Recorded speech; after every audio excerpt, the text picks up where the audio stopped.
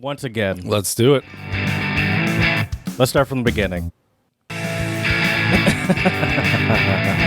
It's a good place to start, I would say. Good place to start.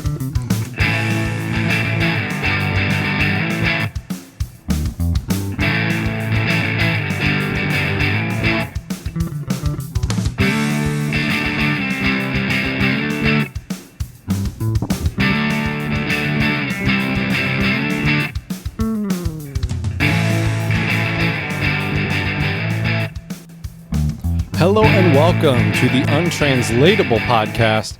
We are here today to talk about a year in review, or a pandemic year in review. It's very hard to believe, but last March it was when the official word went out in the United States, at least, that it was a pandemic. And believe it or not, we have a year under our belts now. We're going to knock on some wood right now because we're very happy and fortunate to be here and sending this podcast your way today. And today we're going to talk about some things we've learned from this difficult and testing time, or uncertain times, as many people have said in emails, interviews, and whatnot. And we're also going to talk about some way that the pandemic has shaped language a little bit as well. So I'm excited about that. I have some new words for our audience out here, and of course, for my co-host and for my partner in crime, my good buddy Jared. What is going on, Jared? Hello. Hi, Chad.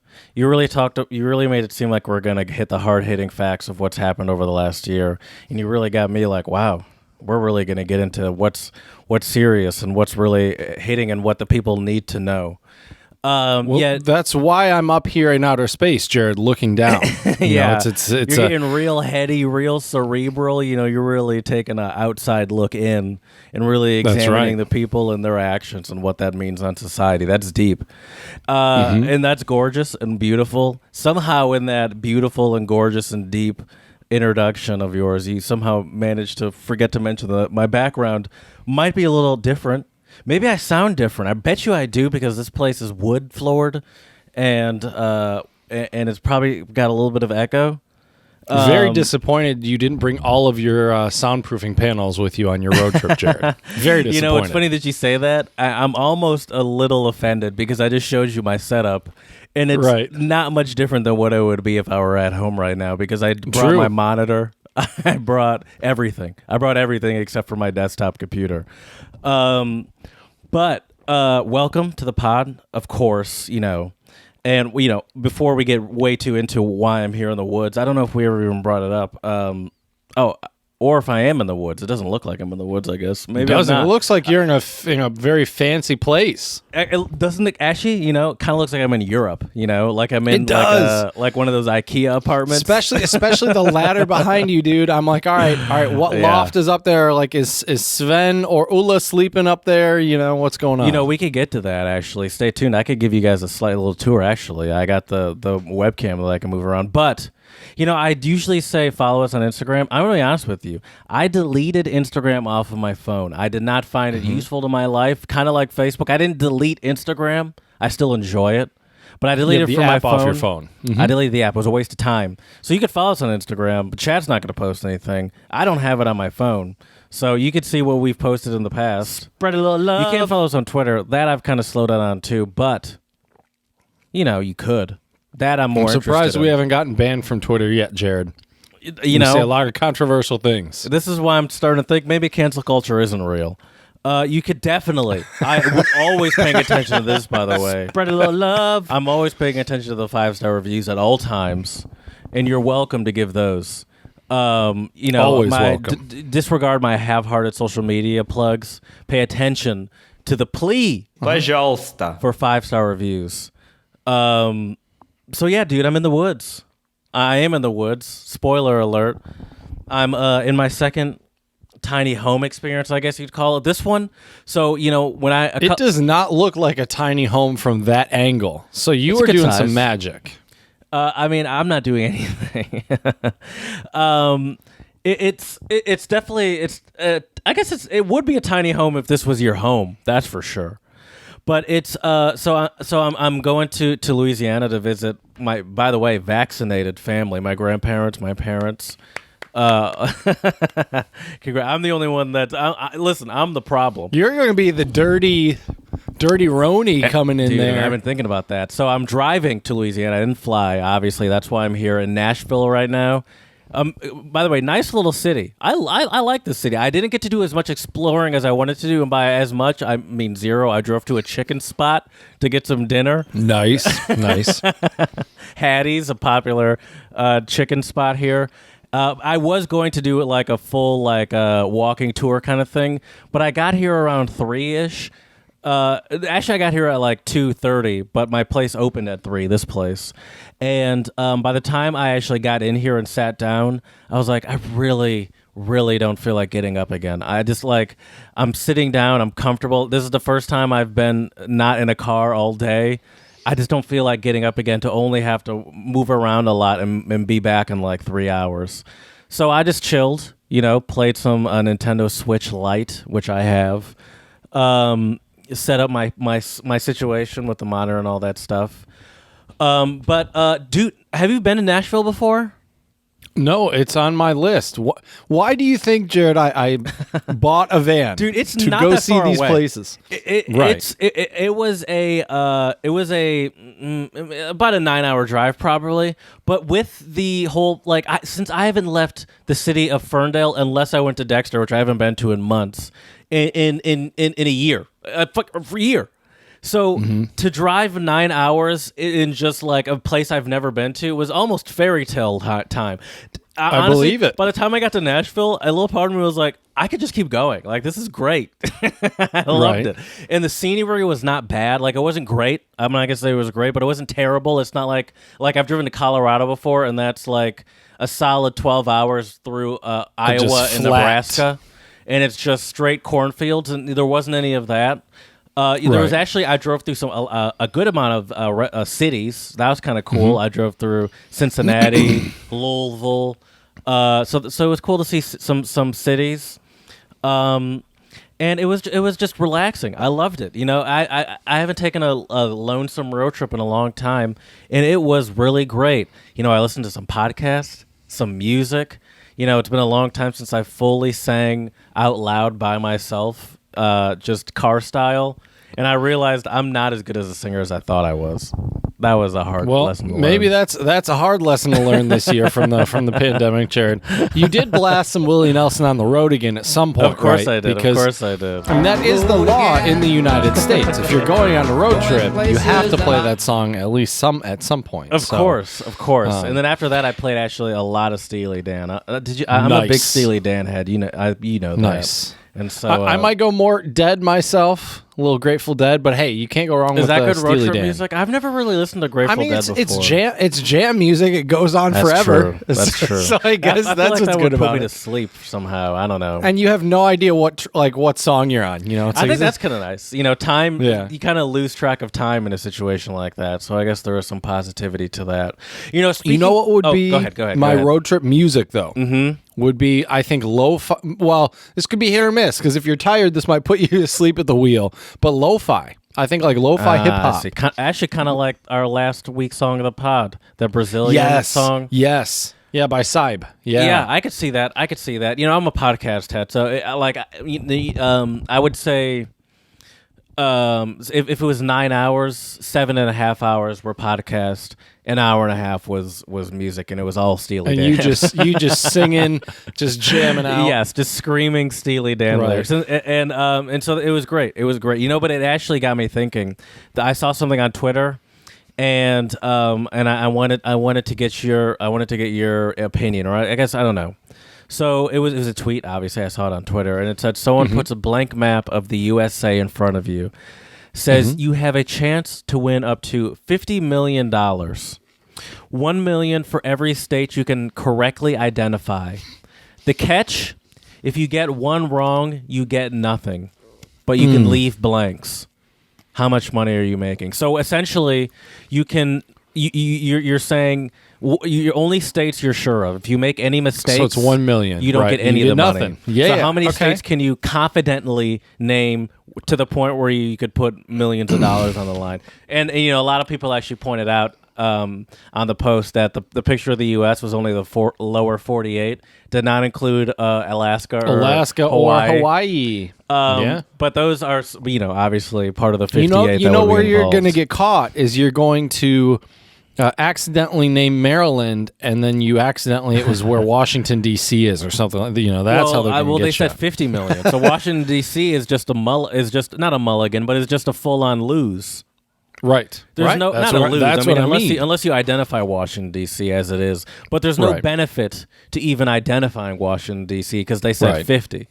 Exactly. My problem would probably be the Midwest and like the heart of the Midwest. So I know Michigan and that Wisconsin, Ohio, and Indiana, as T-Pain would say, and then I know Kentucky and Tennessee. But I think when it gets to the Arkansas, Missouri, Iowa, Nebraska, I might get those a little mixed up. Oh, I'd mess those up for sure. And then for sure, the East Coast would mess me up without a doubt. Without a doubt. So I could probably get Pennsylvania, New York, because only because I lived in Pennsylvania like a year and a half ago. Okay, that's fair. Really, that's the only reason why I could confidently get Pennsylvania, and because I can confidently get Pennsylvania, I also know New York. And then I know Maine because that's the top, tippity top. But honestly, right now, I have a picture of a blank map. I'm not even confident of which one's Vermont versus New Hampshire. I know they're right next to each other. Can you send me that picture? I want to see. It's just a blank map. Just type in blank map of the U.S. because I have like it in my a way where it's just annoying for me to have to send it to you. Okay, no worries. All right, so I think confidently, if I'm looking at the map right now, a blank map. Yeah. Honestly, maybe confidently. I hate to say this. But confidently, probably, if I'm being really sure, like 10, maybe 15. No, come on, if I'm feeling risky. All right, hold up. Let me. Okay, Michigan. I'm looking at a blank map right now. Can I just start naming states? Sure. I'll start from the Pacific Northwest. So there's Washington. There's Oregon. There's California. There's Nevada. Above Nevada is Idaho. Above Idaho is Montana. That almost perfect square below Montana is Wyoming. Below Wyoming to the... You're doing great so far. Below Wyoming to the left is going to be... Okay, I'm not sure of that one. But I know to the right is Colorado. Okay, so to the left is Utah. To the right is Colorado. Yeah. Yep, you're right. Below Utah is New Mexico. Arizona? No, is Arizona. Oh, you're right. Below New Mexico's Colorado is New Mexico. Yep. Then next to New Mexico is Texas, and then above that is Oklahoma. And then above that one, I'm not sure. I'd guess Arkansas, but I wouldn't put money on it. I wouldn't put $1 million on it. I would skip that. Right. But I'm guessing Arkansas above Oklahoma. Okay. Obviously, Louisiana's the boot. Oklahoma, you have... Oh, no, wait, that might be Nebraska above Oklahoma, actually. That might be Nebraska, and then I know North Dakota and South Dakota are right next to Wyoming and Montana, and then next to North and South Dakota, that's Minnesota. Minnesota? I think so. Yeah. Yep. Below Minnesota is I don't know what the is that Kansas? No. Next to Minnesota is Wisconsin. Yep. Below Wisconsin is Illinois. Then next to Illinois is Indiana. Then Ohio. Yep. Below Ohio and Indiana is Kentucky. Below Kentucky is Tennessee. I just drove that today. Hopefully, I get that right. I believe that, and I believe in the South that then goes Louisiana. I believe right above Louisiana is Arkansas, but I believe it goes Louisiana, Mississippi, Alabama, Georgia. Below Georgia is Florida, and then South Carolina, North Carolina. Holy shit, bro. You're doing great. You're already at probably at least 20, 25, 30 mil right there. Above North Carolina. Listen, I'm in the woods. That means alcohol's involved. Above North Carolina is Virginia. That's right? Yeah. And then there's next to Virginia, that small little one is West Virginia. Above that, Pennsylvania. Yeah, I'd probably be good for a solid. You would be getting a lot more million than I would. I need to brush up on my U.S. geography. I guess it would depend. Could I make a mistake? I'm assuming it would be like a Who Wants to Be a Millionaire final answer kind of situation. So I can make a mistake when I'm talking it out like I just did, but I'd have to lock it in, Mm-hmm. So yeah, I'd probably be good for a good 38 or so. But yeah, I love driving through new states. I've driven to Louisiana before once with my dad a couple years ago. But I don't know. I don't know. I'm just remembering more now for some reason. Obviously, I'm remembering more. It's happening in real time. But I'm enjoying it. I tell you what. What's super important for a solid road trip, obviously, as you mentioned, is podcasts and tunes. For sure. And I'm very excited because I'll be getting my radio finally in my van this weekend. Oh yes. So exciting. it's we're slowly. I have to live vicariously through you right now, Jared, on your road trips because with my Apple I'm CarPlay? guessing it'll take yes, well that and. Well, it's probably going to take until April to get everything in my van and set up how I like it. And I'm sure even then I'll still be tinkering with it.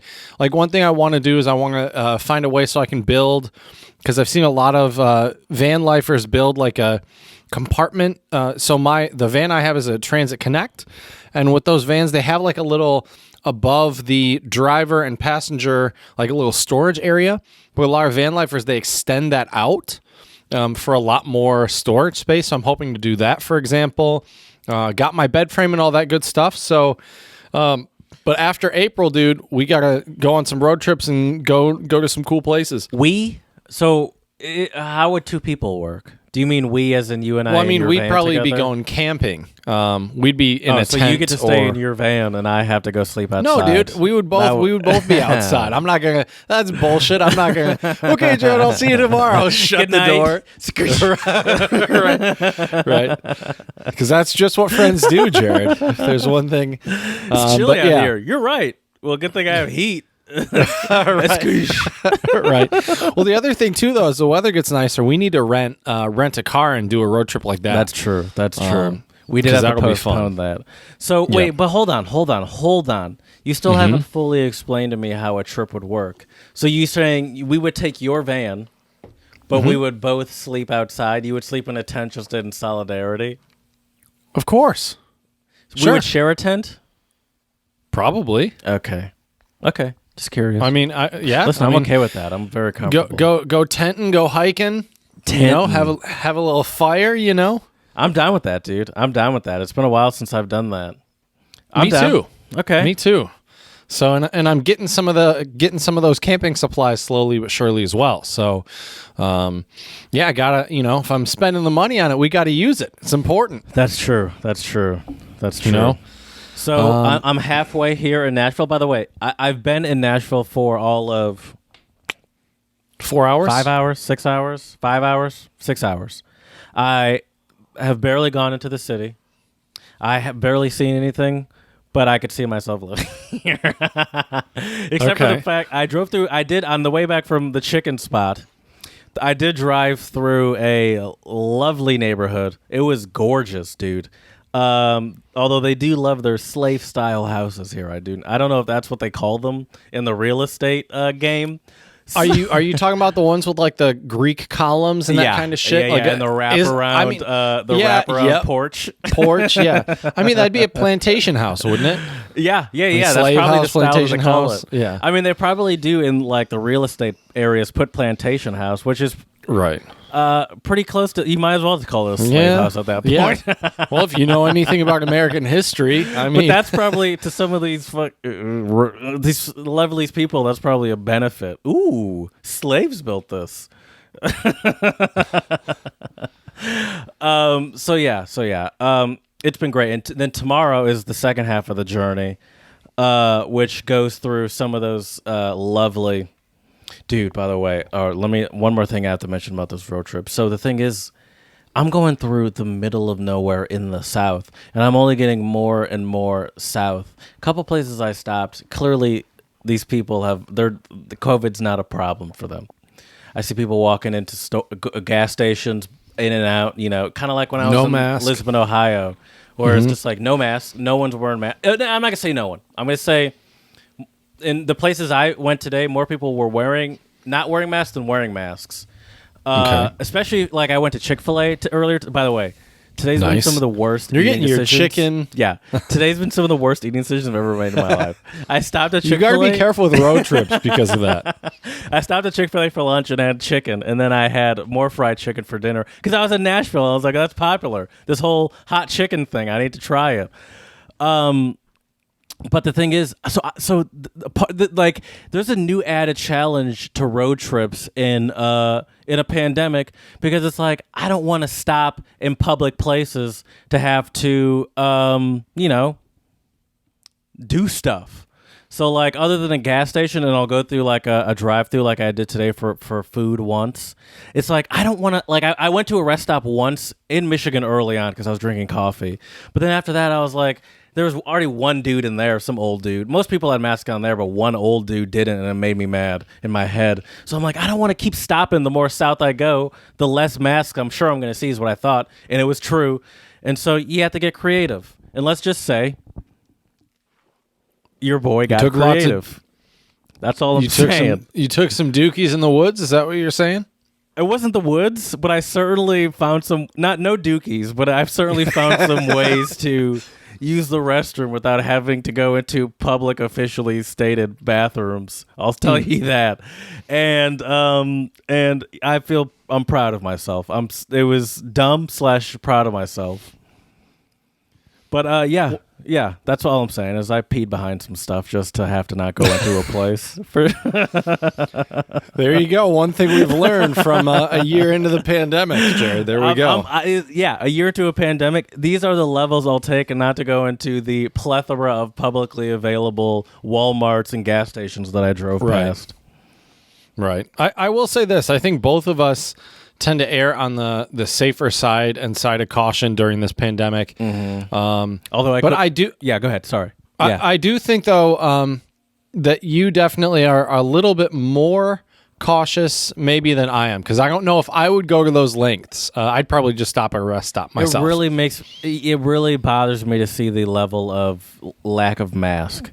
Because then once I start to hit a level of people not wearing masks, it gets to the point where I'm like, well, my mask is kind of useless at this point. Not to the point where I take it off, but, like, for example, Atlanta, they haven't stopped really, or Georgia in general, they haven't really stopped since this whole pandemic thing has gone down. And every now and again, I'll see a club picture on social media, and you'll see all these people in the club, most people not wearing masks, not caring, but you'll see like one or two people in a club wearing a mask. What and I'm are like, you even at that doing? Point, who cares? What's even like? Does the mask do anything if you're surrounded by hundreds of people yelling around you? It's like at that point, what's even the point? Like, why even putting yourself in that situation if you really think you're trying to take some sort of precaution with the mask? So that's just I don't get that either. That's just how I feel when I start seeing like a level of people walking in and out of places without like where it's clearly more lack of mask than there is a mask, and there's just and it's just like this whole mentality here where it's just like I'm not going to wear a mask, and it really bugs me. It actually kind of bugged me at Chick-fil-A, which is just a drive-through, but seeing all the people around me, because I've never been to a Chick-fil-A where it's not packed to the brim with people, but like where you just see all the people in their cars making orders and not even putting a mask on to make an order to the people. And I'm just like, you're just assholes at this point. It's like, and it really annoys me to see that. Well, I think a lot of people, I think it's two things, Jared, or one of two things. Some people, I think, at this point are just quote unquote done with it, and they just don't care. Then there's, I think, another group of people where they never care to begin with. Okay, maybe it's three things. It's all not caring based, though. Right. Well, wait.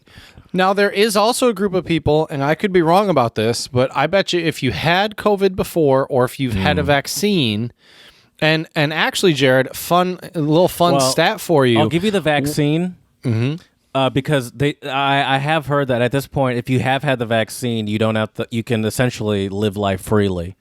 And you know, 2 weeks after you get the vaccine, you don't you don't really have to wear a mask. You don't really have to isolate yourself unless you have outward symptoms, because the symptoms should be fully suppressed and all that stuff. Mm-hmm. But I do get annoyed also with those people that say I had COVID, so I'm good. You know, because it's like, well, how do you know? Also, how long does that last? Because it's not like people have not gotten it twice.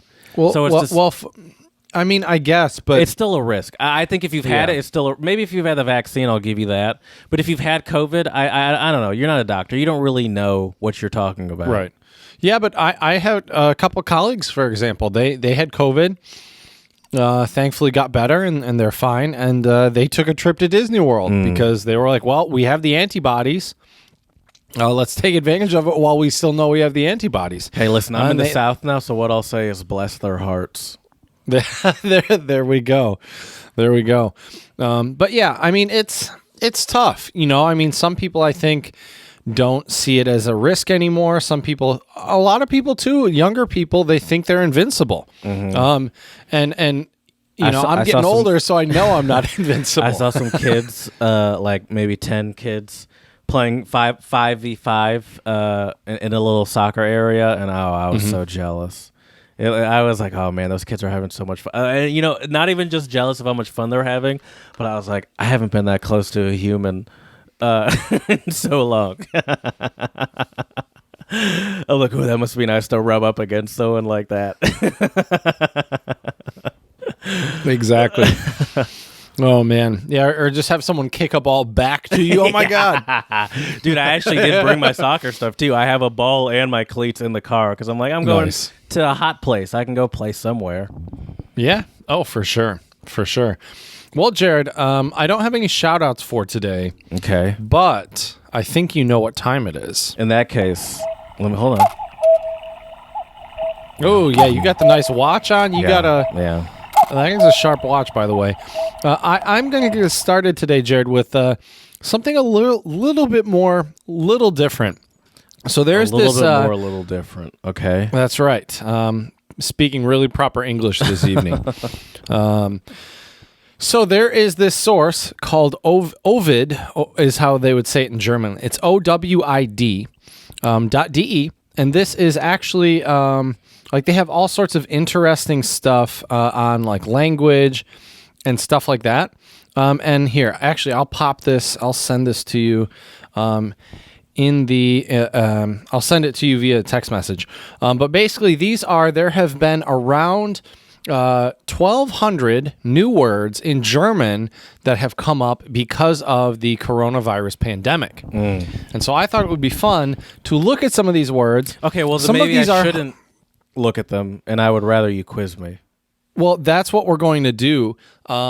I think a lot of these, though, you can look at, and you might not know what they mean. Some of these are easy. Some of these are funny. So first, I want to go over all, you know, like collections of words we should already know just to make different sort of words, like they always do in German. Which right, exactly. And shout out to my homies at Cafe Stunde, specifically my buddy Alex.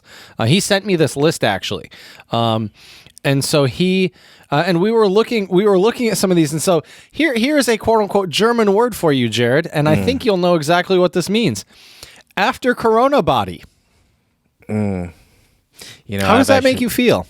I've actually been thinking about that as I go down to Louisiana to visit my family. In the week leading up to coming down here, I'm like, you know, I should really make a conceited effort to at least try to sort of eat like a proper human being.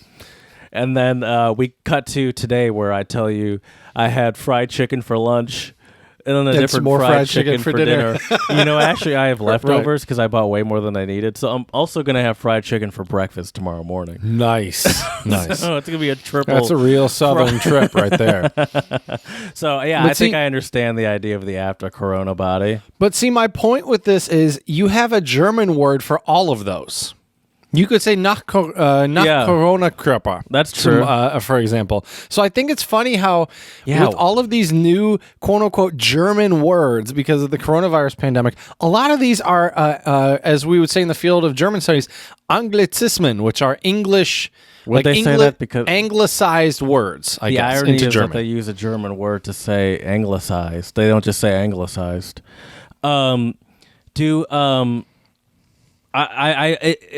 Now, how do you feel about this? You have you have a lot more experience with German than I do.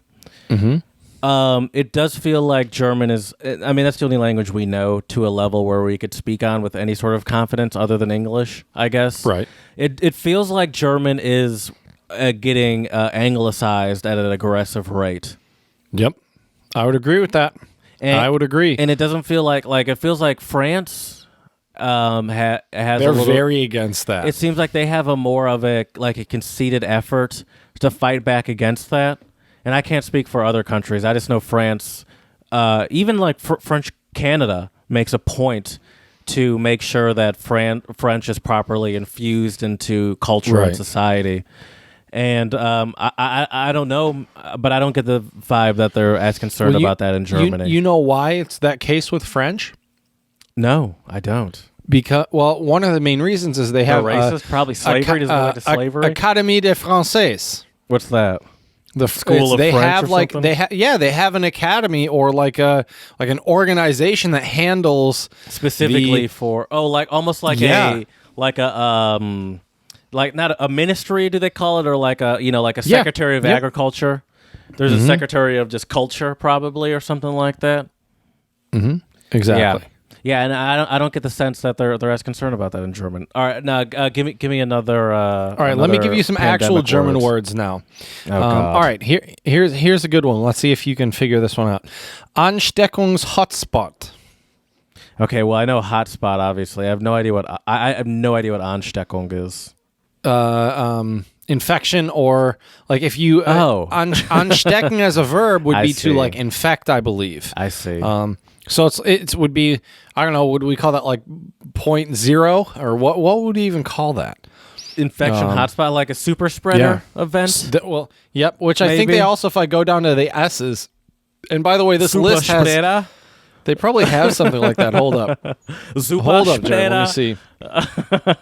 Okay, hold up. They have super spreader. Yep, they do. Was ist mit den Partys? Yeah. Super spreader. So see, that's so funny though about all these German words. A lot of these pandemic related are, a lot of them are English words, which are interesting. Shutdown light, shutdownchen. So a German diminutive to shutdownchen.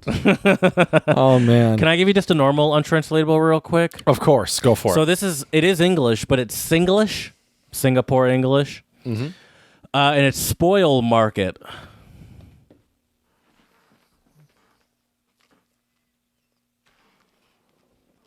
I'm thinking spoil market. Spoil market. So think about it. Is it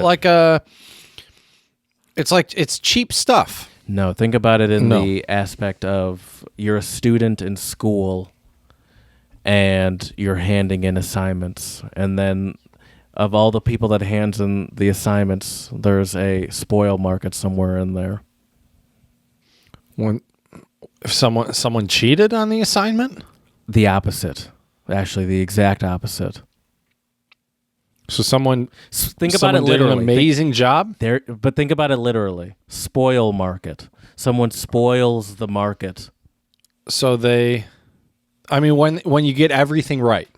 Essentially, I'll give it to you. It's essentially when someone goes like above and beyond to a ridiculous level, and makes everyone else look dumb, look bad. But that person did not need to go to that level, essentially. Right.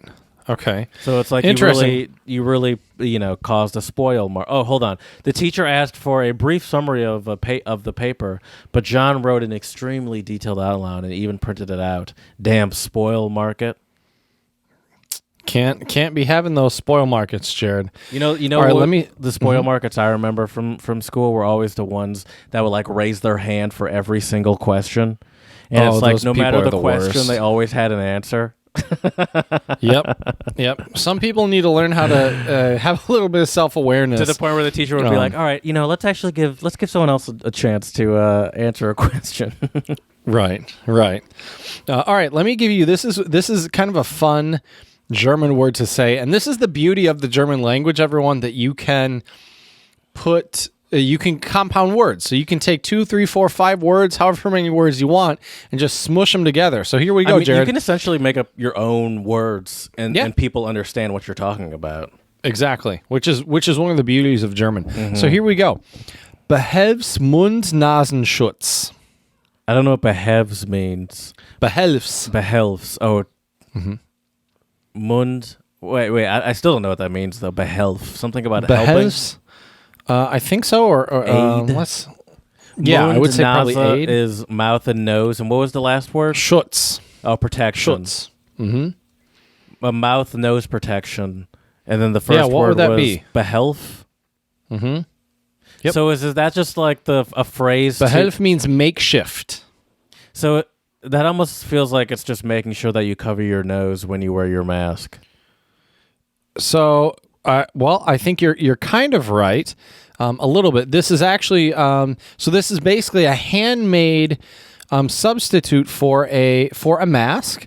Sorry, I'm translating German into English right now as I'm reading, which is a little difficult. That was another thing. When I went into the first bathroom I went into, there was a woman with her shirt over her mouth, mouth and nose like this, running out of the bathroom, and I was like, I mean, I guess I appreciate the effort, but how are you in the middle of nowhere? I assume on a road trip with no mask.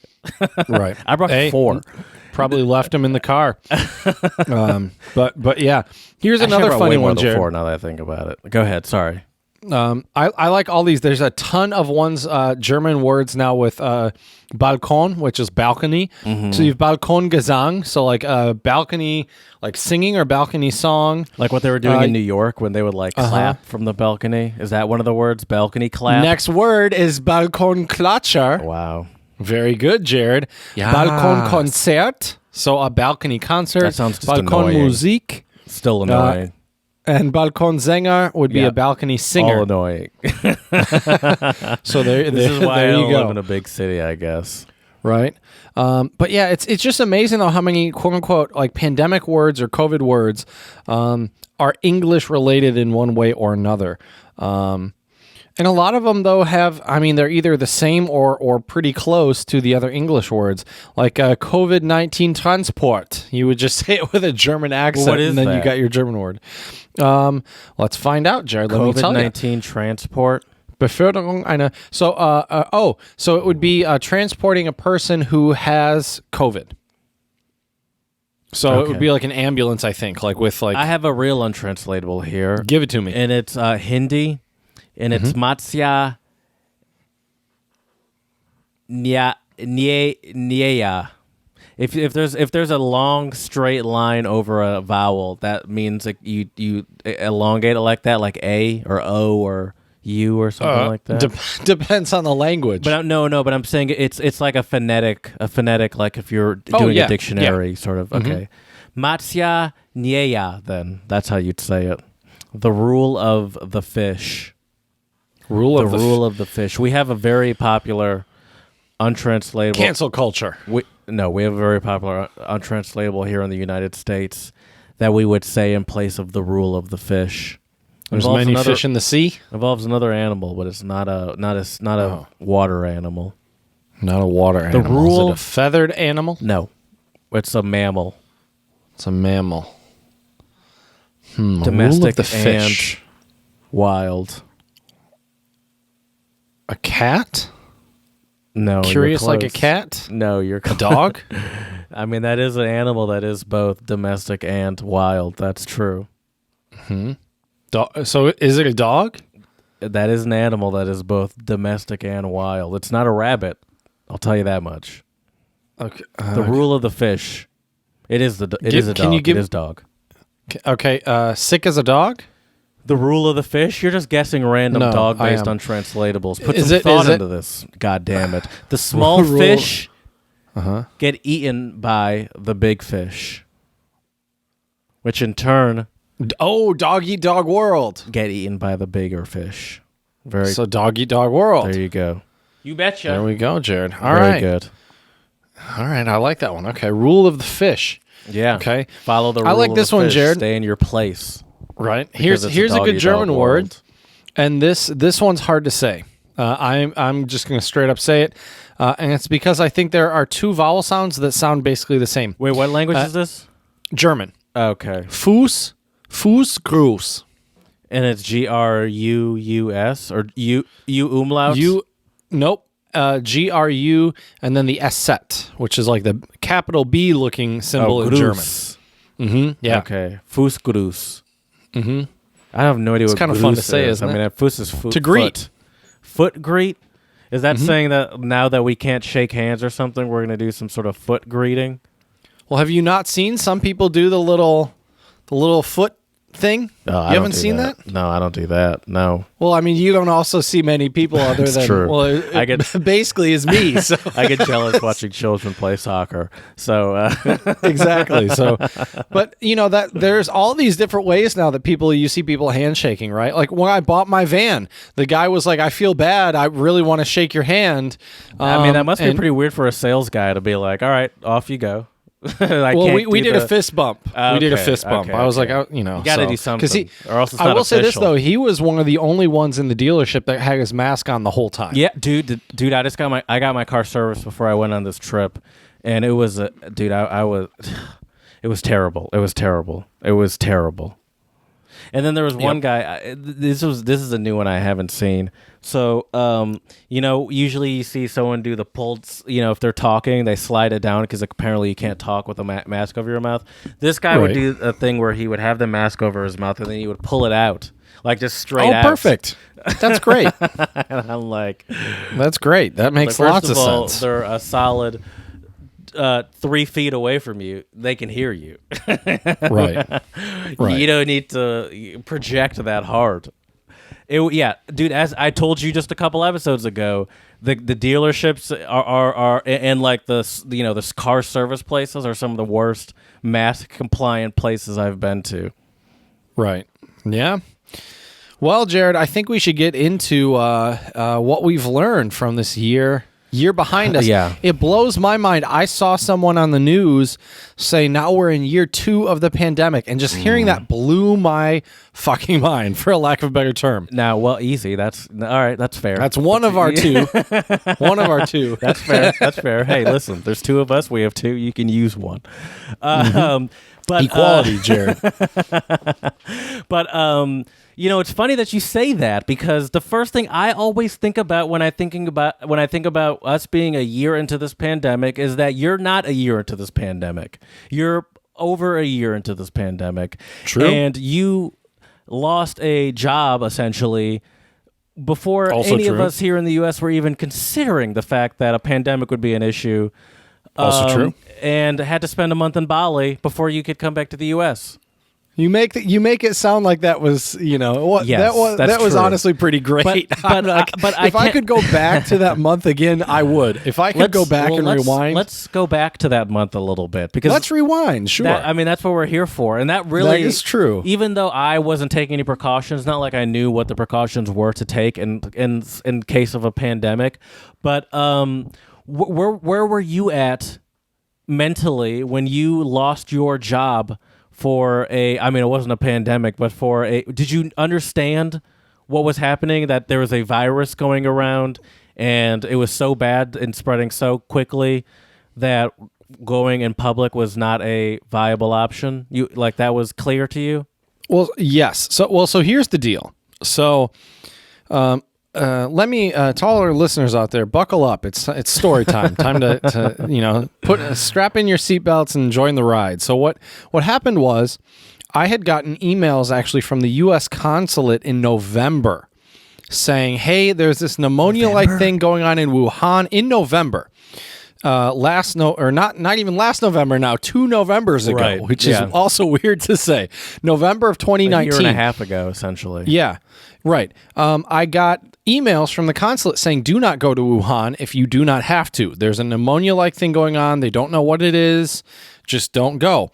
Well, the crazy thing is, I had a colleague of mine who taught and lived in Wuhan, and we had done a couple different workshops with numerous teachers all together. Now thinking back, like we were in one conference room with over 100 other Chinese attendees watching us. We were all interacting together. Wuhan. Not in. I didn't go to Wuhan, but we were in Harbin. person We came were in from Xi'an. Wuhan, I see. Right. And the interesting thing is, two of my colleagues both got pneumonia, and one of them was my coworker in Wuhan, and we were around them quite a bit. Yeah. So you probably would have gone to Wuhan at some point had there not been I a would have pandemic. if I would have stayed there. Yeah. Sure. I mean, I had a slew of places I was planning on visiting. Yeah, it's just a normal giant city, other than the fact that a Right. pandemic. Well, it's a started huge from there, international yeah. hub. Exactly. And there's a lot of great culture there. But yeah, so in November. So anyways, I said this was story time. So November, we get these emails and we don't really know what's going on. But like, I mean, China's huge. It's gigantic. So we didn't really think that much of it, right? Then December rolls around. And then that's when the shit really started to go down, is December. So what happened was the semesters were ending at the universities, and I remember thinking to myself, we had gotten a couple more alerts about this, but there wasn't really anything else going on. And then late December, early January is when I forget the name of the doctor now, but there was a doctor in China that basically told his colleagues, he said, I think this is going to be like SARS. Please be very safe. Be careful with your families, all that stuff, right? And then I don't really know if he was the whistleblower or what, but basically I think he alerted some people and he got in trouble for it. And they actually made him sign a statement saying that he did something wrong and blah, blah, blah. Didn't that guy the poor die of doctor COVID ended later? up dying. He did. And that was yes, like he a couple ended up months dying. later, wasn't it? Yeah, I remember that. Yep. So okay, But so not so at let the me beginning. I remember when he died, and then that's when I heard the story many months later. Right. And so anyways, so December we're hearing these alerts, but I was still traveling all over the place. I was still dating my ex at the time, so I was going to Beijing all the time. I was going and doing teaching workshops in different cities and stuff. I mean, it was great. I loved China. It was awesome. And so then January rolls around, and that's when the Chinese government basically said, this is an issue. And when you have a government that big and that powerful say this is an issue, holy shit, this is serious. Because they didn't want to shut down the economy. They didn't want to, but they did. And so when that happened in January, so you were already off for some holiday. Was this the Chinese New Year? Chinese, well, yeah. So it's the entire spring vacation basically, or late you were already winter spring off vacation when the shit really hit the fan. Right. So what happened was January 10th. I turned in. I still remember that day actually, like it was yesterday. So I walked. It was snowing in Jinan where I was living at the time. It was kind of a slushy, wet snow, and I was walking into campus to turn in all my exams. I had like stacks upon stacks upon stacks upon stacks of papers to turn into the office. And as I was walking back home, I was kind of in a rush because I needed to catch my train to get to Beijing. One, to see my ex, but two, I had to. What did I had something else to do in Beijing. I don't remember what it was at the time. But anyways, I had to get there. And so I was kind of in a rush and I slipped, and I remember I cut myself, slit open my finger on the walk home, and then I was just in a terrible mood the rest of the day. Anyways, that's probably why I remember that day so clearly. But anyway, so I get to Beijing. My ex and I, we went out to a bar. There was this really cool bar in Beijing called Heaven Supermarket, where it was basically this. That's a hilarious name. Well, it was crazy because you went down these stairs. And then you open the door and it's a wall of coolers, and they had beers from all over the world. So I tried some like really good Russian beers.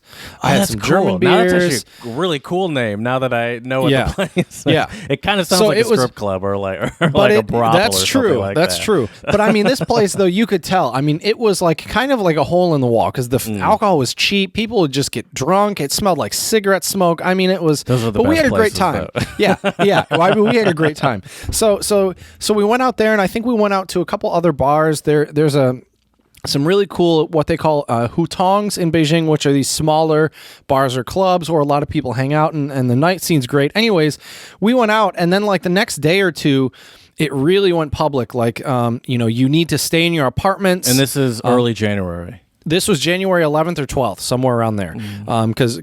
So basically. Okay. It was just my ex and I in that year apartment. And 3 months ago, essentially, almost exactly. Right. We were in her apartment, and I went out a couple times to get groceries, but most of the time we got delivery. And in China, I will say this: they were telling people to mask up in January. It was a no-brainer. The idea of masking up was by no means foreign to anyone in China. Well, already. Especially because of the SARS epidemic. Right. You know, and they're already used to it just because of the pollution as well. So they already have masks. They already have. And I had highest one as well. Quality mask already. It depends. A lot of Chinese people, I don't think they're as aware of the pollution. But you had an N95 to begin with. I did. Yeah. Yep. And so and that's sort of the now those are that's.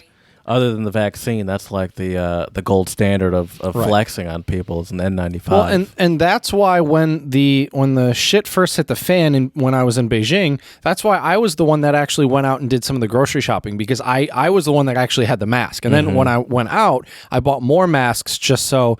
And actually, I still have one of the masks from my travels. I had 4 or 5 of them that I had brought with me from China to Bali just to be safe, and I ended up saving one, and so that has kind of become my makeshift. You still use it?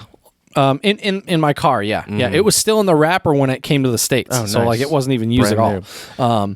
But yeah, so anyway, so it was really crazy. And then just to put you in my mental headspace, Jared, because you'd ask me, what this is like, especially when I was, as you said, I was probably one of the first people to lose my job because of the pandemic, and so in January, we're hearing all this news from the U.S. Embassy saying, it's not safe. You need to, and then they actually pulled Peace Corps before they pulled us.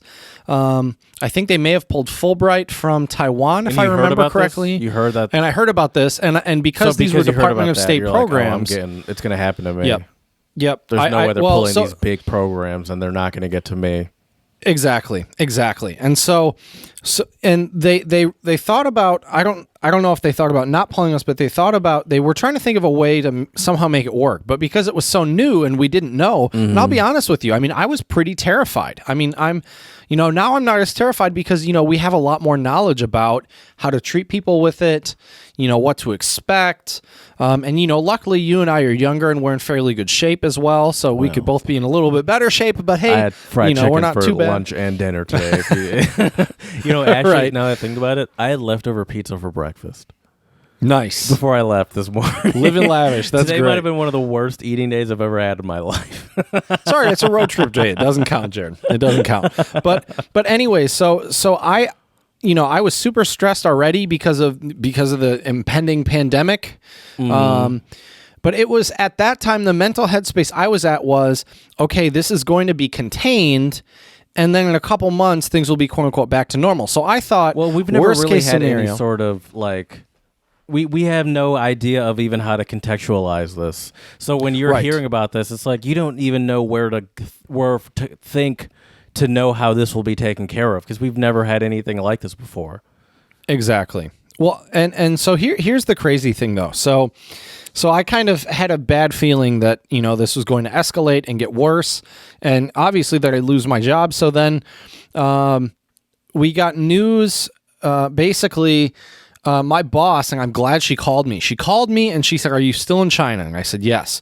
She said, "Are you in Jinan?" And I told her, "No." You're in Beijing. She said, "Yeah." And she said, "Is it possible for you to go back and get your stuff?"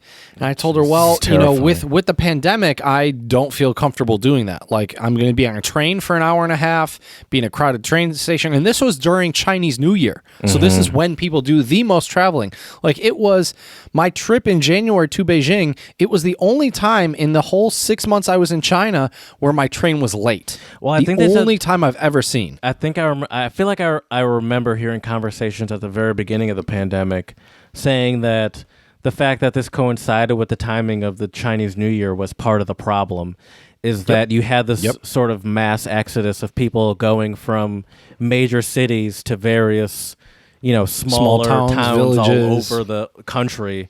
And it was just, there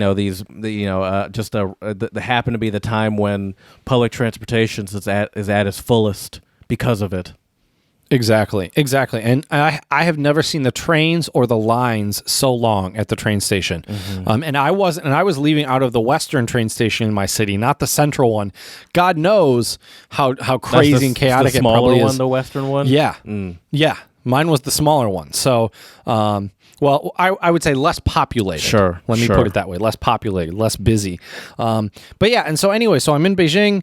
I don't know what the hell's going to happen with my job, but it looks like what I was hoping was we might be able to go to Bali, wait things out. This was how naive I was, Jared, looking back. Yeah, but you don't know anything about pandemics. Right. And we didn't know anything about this virus, nothing. And We're so all I remember, exactly. And I remember thinking, okay, I might just have to chill in Bali for like maybe 1 or 2 months. I had enough money saved up at the time where that wouldn't have been too big of an issue. And so I thought, okay, maybe we'll go back to China, right? Well, we get to Bali, and then this is February now. Well, I had left. Oh, this is why I mentioned my boss, though. So my boss had called me, and she asked me if I could go back to Jinan, and I told her I'm not going to do that. And she said, all right, well, when's your flight? And I told her my flight was scheduled, I think, for January 31st. And that's to or Bali. even February 1st to Bali. Yeah, from Beijing to Bali. Well, technically Beijing, Hong Kong, Bali. But anyways, so she says, can you cancel that and book a flight out sooner? It sounds and like at the time, Bourne movie, dude. I'm sweating over here. I know, right? And so she asked me, can you cancel that? And my work was paying for all the flights anyways, so it didn't. I won't say it didn't matter because obviously I put the money down first and I want to get reimbursed for what I put down. But it was it's not really a huge difference out of your pocket at the end of the day. Right. Right. And so anyways, out of your pocket. So I think it was like a $40 cancellation fee, and I was like, all right. So, but it's funny though, Jared, because I initially was supposed to fly out of Beijing with my ex-girlfriend at the time. She was going to come with me because due to the pandemic and bad economy and other stuff, she had also lost her job. She lost her job like the week before I had got there, which was great, honestly, because we got to spend a lot of time together. But anyways, so we ended up then, my boss tells me, get a flight out earlier if you can. I don't know if she had gotten a memo or she just knew something that I didn't, but she was a diplomat. So, I mean, she would know some stuff. Yeah, okay. Yeah, she worked at the U.S. Embassy in Beijing. Okay. And so, anyways, she tells me to go see if I can rebook. So I look. To Bali. Get a flight out to Bali. Yep.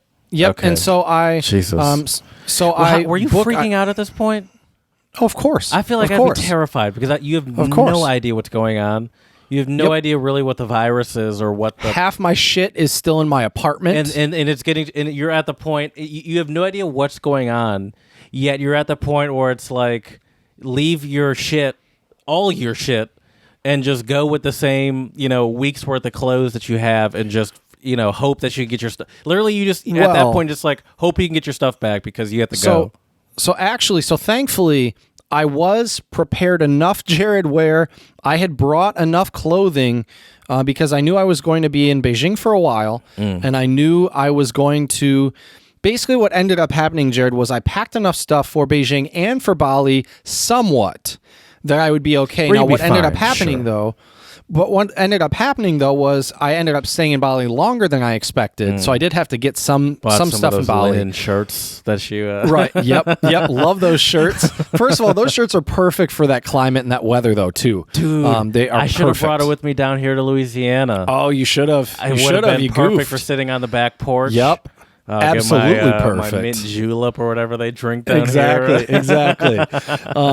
So anyway, so my boss tells me leave early. So I pack my shit up. I still remember this too, like it was yesterday. So I pack my stuff up. I had a lot of my winter clothing because I went to Harbin for the ice festival where it's like one of the coldest cities in China. So I had like all my winter stuff. I had a winter coat. All sorts of stuff. And so I packed all my stuff. I thankfully brought my traveler guitar with me as well. Oh, God, because otherwise that would have been left. I know, right? But anyways, and so, I felt terrible leaving my ex-girlfriend a couple days early because she was supposed to come visit me. But actually, dude, here's the crazy part of the story. So I get to Bali. I have to fill out, a report saying, I haven't had a headache in the last, hours. I haven't met or, met with anyone from Wuhan in the last 2 weeks. Like, it was this long, extensive list. They did. Yeah, they took my temperature in China when I was leaving and in Bali, and they did not take my temperature coming into the U.S., just saying. Anyways, so they still probably I get to Bali. Right. I get to Bali, and things in Bali, it's weird. So I get to Bali, and it's almost like nothing's happening. Like there's no pandemic. At the time, there also had been no cases documented yet in Indonesia as well. So that was good. But anyways, long story short, Jared, sorry for the long story. No, please keep going. That when I got to Bali, was perfect because I got there. I was able to get acclimated before we had we actually were there for a work conference was the reason why we were there. It wasn't just like a evacuation or a vacation spot. I had some work to do, which was also kind of awkward because half of the conference was like discussing what your plans are for next semester, and all of my colleagues and I from China were like, well, we're unemployed and we're going back to the U.S. next semester, so yeah, not to get COVID and to get out of here. Right, exactly. And at that time, I don't even know if COVID was a word that people were using. Right. Yeah, that's true. Right. I think it was just the coronavirus. Okay.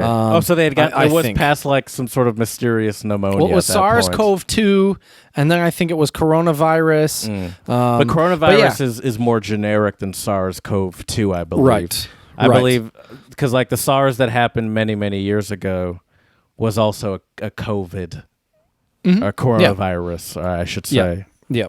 But so anyways, here's the crazy thing though, Jared. If I would have left when I was supposed to, that was the day that the Indonesian government stopped allowing any passengers from entering from mainland China.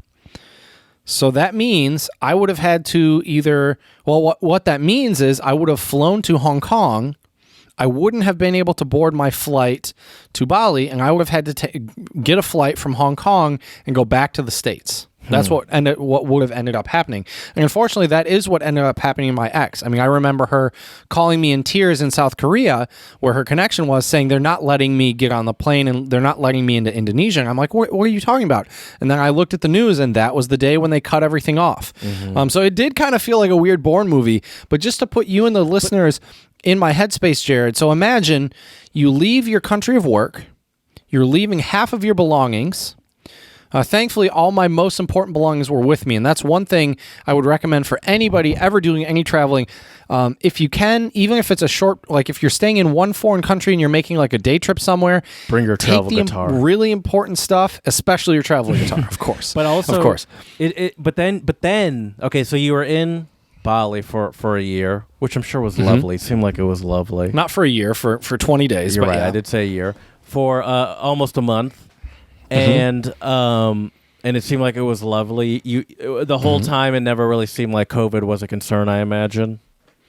Well, so that was the weird thing, is it was this weird lingering thing in the back of my mind for a few reasons. Number one, I mean, I knew I wasn't going to have a job. Sure. You're like, I'm here because I lost my job because of a virus.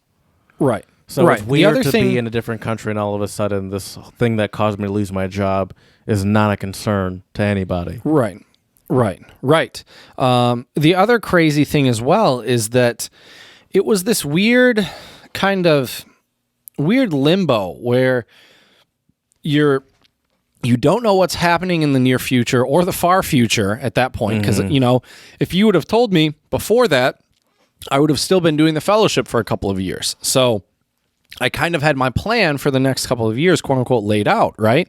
And this just changed everything. The other thing, too, at the time, I had no idea when I would see my ex ever again. And sadly, she wasn't never going to see her again. Just to be clear for anyone who doesn't know. Right. Yeah, we were still dating. Right. You keep saying ex, which obviously makes sense. But at the time, you weren't this concerned about an ex-girlfriend. Right. I was concerned about my girlfriend and losing. I mean, I lost my job. I wanted to hang on to my relationship as much as I could. And we tried. I mean, 6 months of long distance during a pandemic when you have no idea when the other person can even enter the other person's country. It's tough. At the end of the day, it's tough. So then, hold on. So, go ahead. No, keep going. Sorry, keep going. You fine. Please. So then I'm in Bali. I don't know what the hell's going to happen with the future. A lot of my coworkers, not coworkers, but the other English language fellows that were with me, a lot of them, they were aware of the issue in China, but I think a lot of them were kind of oblivious.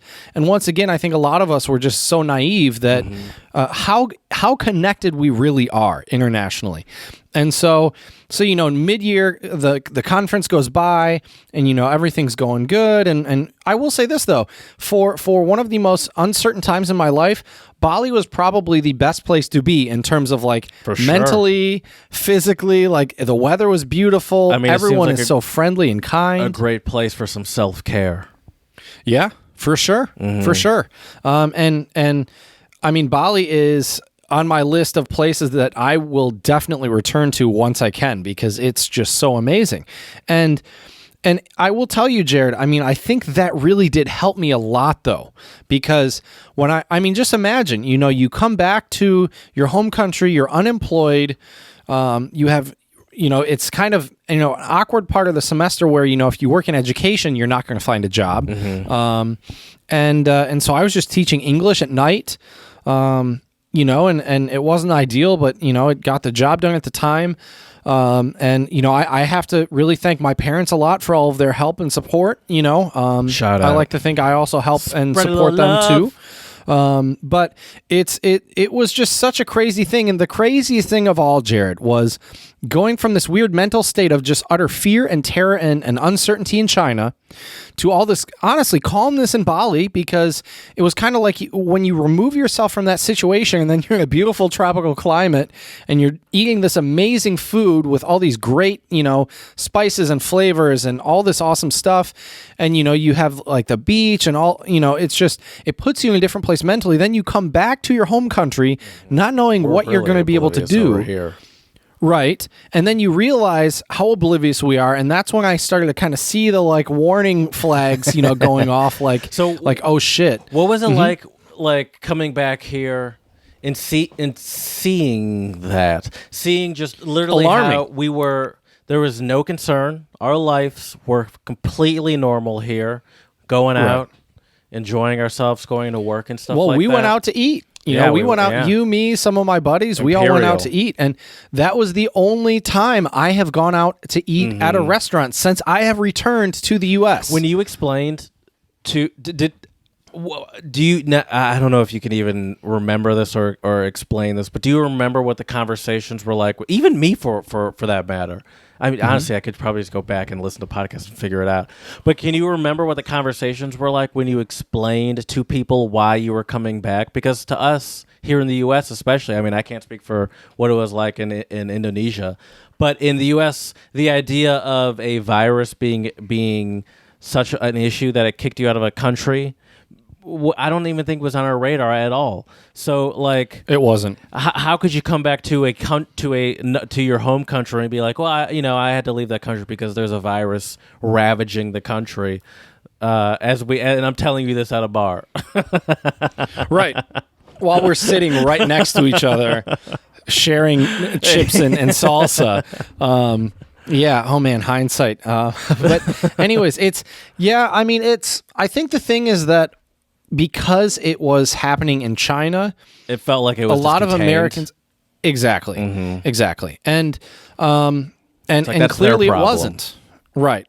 Well, see, I think that's the thing, is a lot of times it comes down to, I think a lot of Americans have this sentiment of it could never happen to us. Like when 9/11 happened, I think so many Americans thought nothing like that would ever happen. Yeah, people don't blow our shit up. People, we blow other people's shit up. We blow their shit up. Right. Well, same with the insurrection, though. I never, ever in my lifetime thought I would see a bunch of yahoos and idiots and inbreds. But then always when it does happen, I feel like then it's just like, yeah, of course. Like you don't, you know before why it happens. You know why that is? I would love to hear it, because it happens. It's all the time. a very simple answer. Very simple answer, Jared. We're comfortable. Lack of preparedness. Well, and also being too comfortable, but lack of preparedness. Those go together. I mean, and that was the irony too, is because so that was the other thing, where my headspace was at the time. I was still trying to salvage my relationship, and so we had planned on having my ex fly over, and the irony was that she was going to fly over with me when I was flying from Bali, but we decided not to because we were worried. She had been outside of China for about 3 weeks, but we were worried that maybe she would have had some issues coming in through the border. The irony is, it was so relaxed that I'm sure she would have been completely fine at the time. Probably be hard to get back home.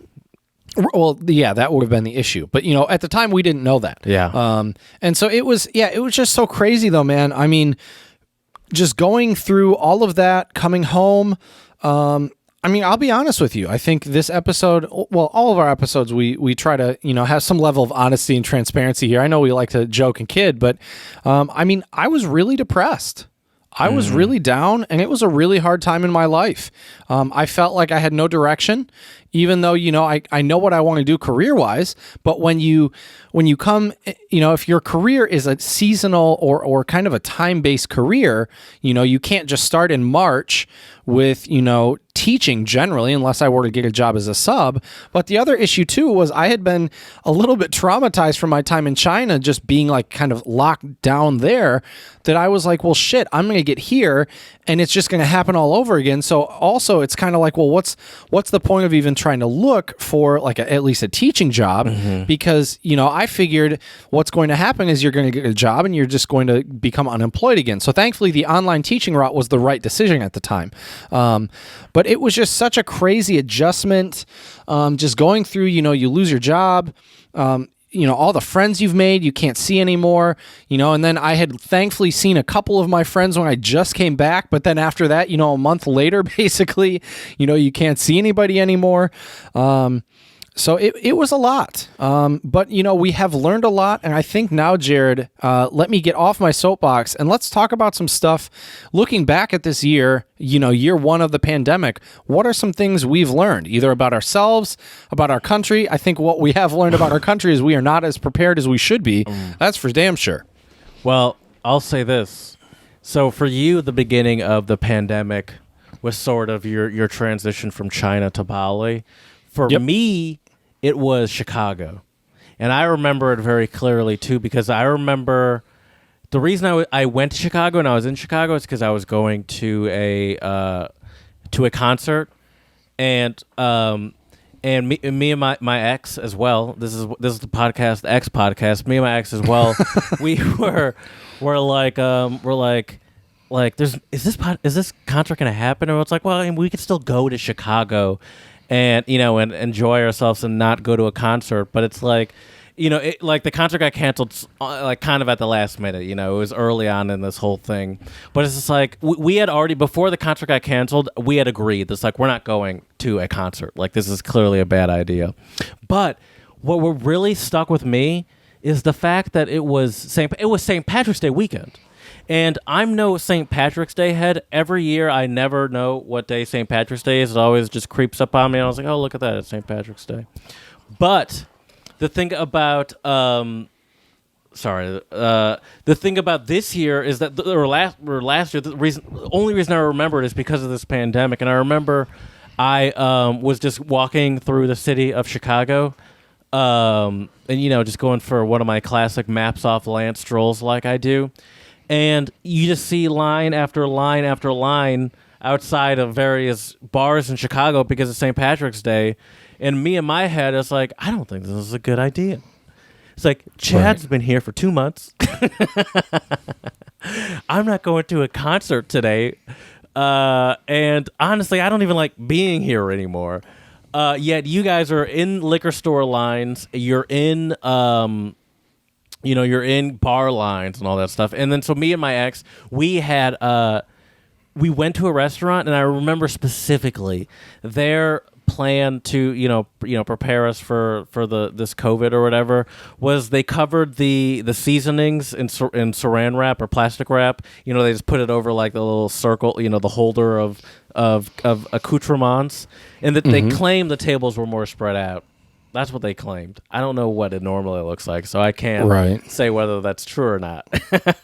That's all I'm going to say. But we were probably there. It was a relatively nice restaurant, but we were probably there for like 50 minutes.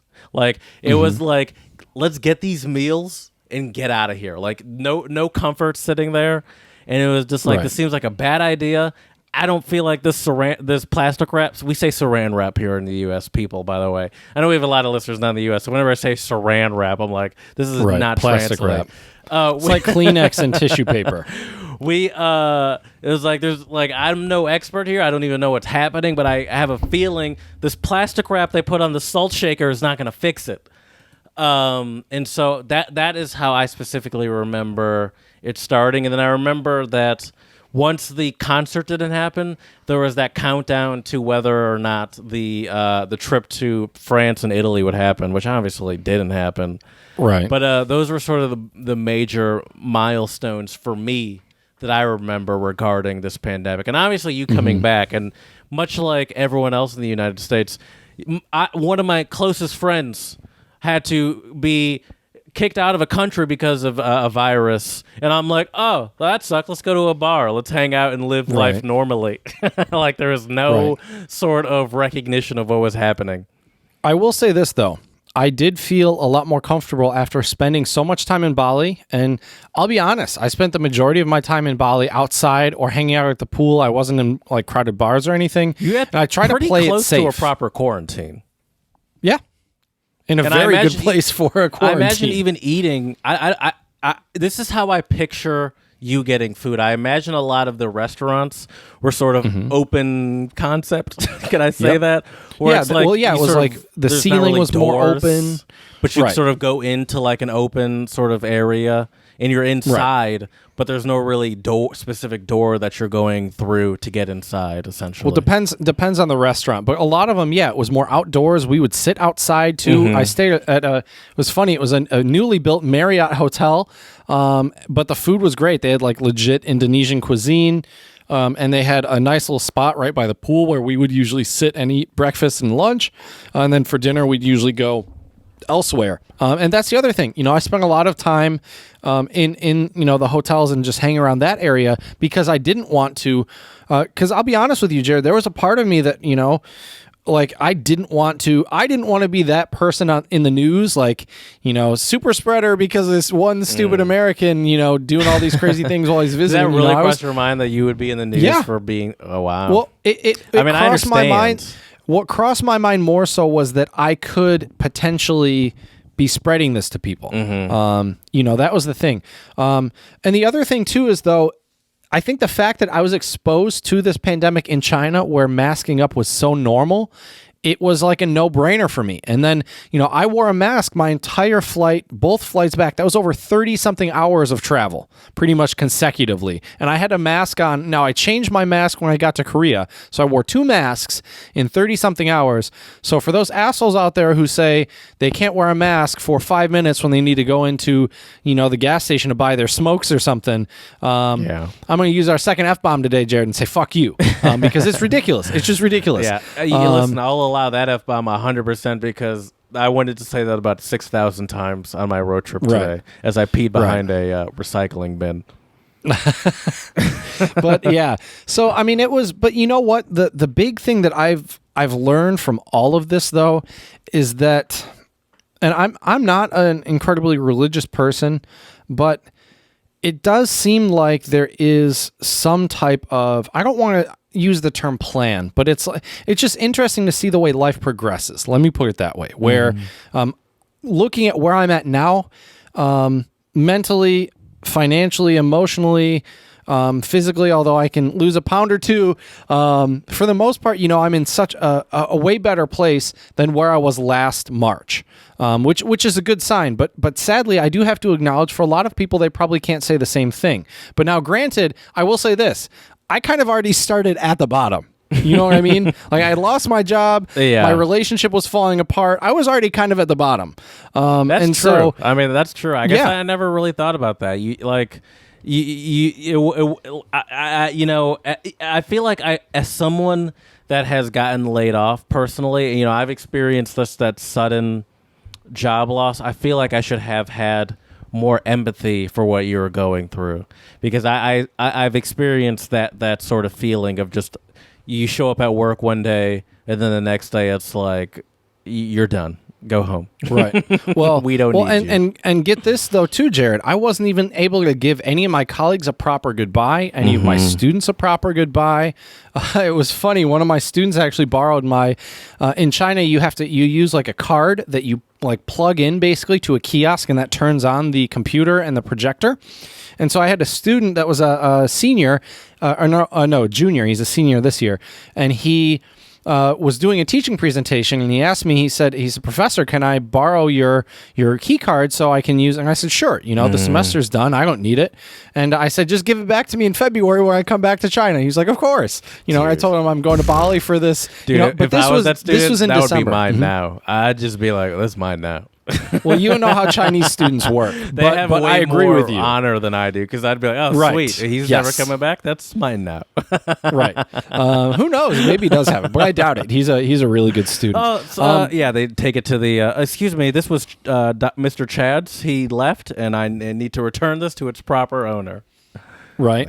Okay. But yeah, oh man, it was just so funny though that, looking back, and the nice thing is now, I'm doing the teaching fellowship.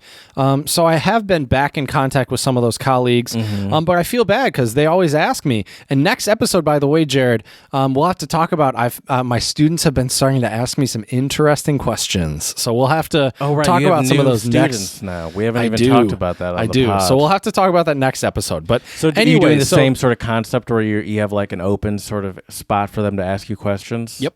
Literally ask me anything. Yes. Yep. Oh yeah. Yep. I do it for them, but I kind of do it for the podcast too. Right. But yeah. So I think that was one of the most difficult things about everything was there was just no real lack of closure.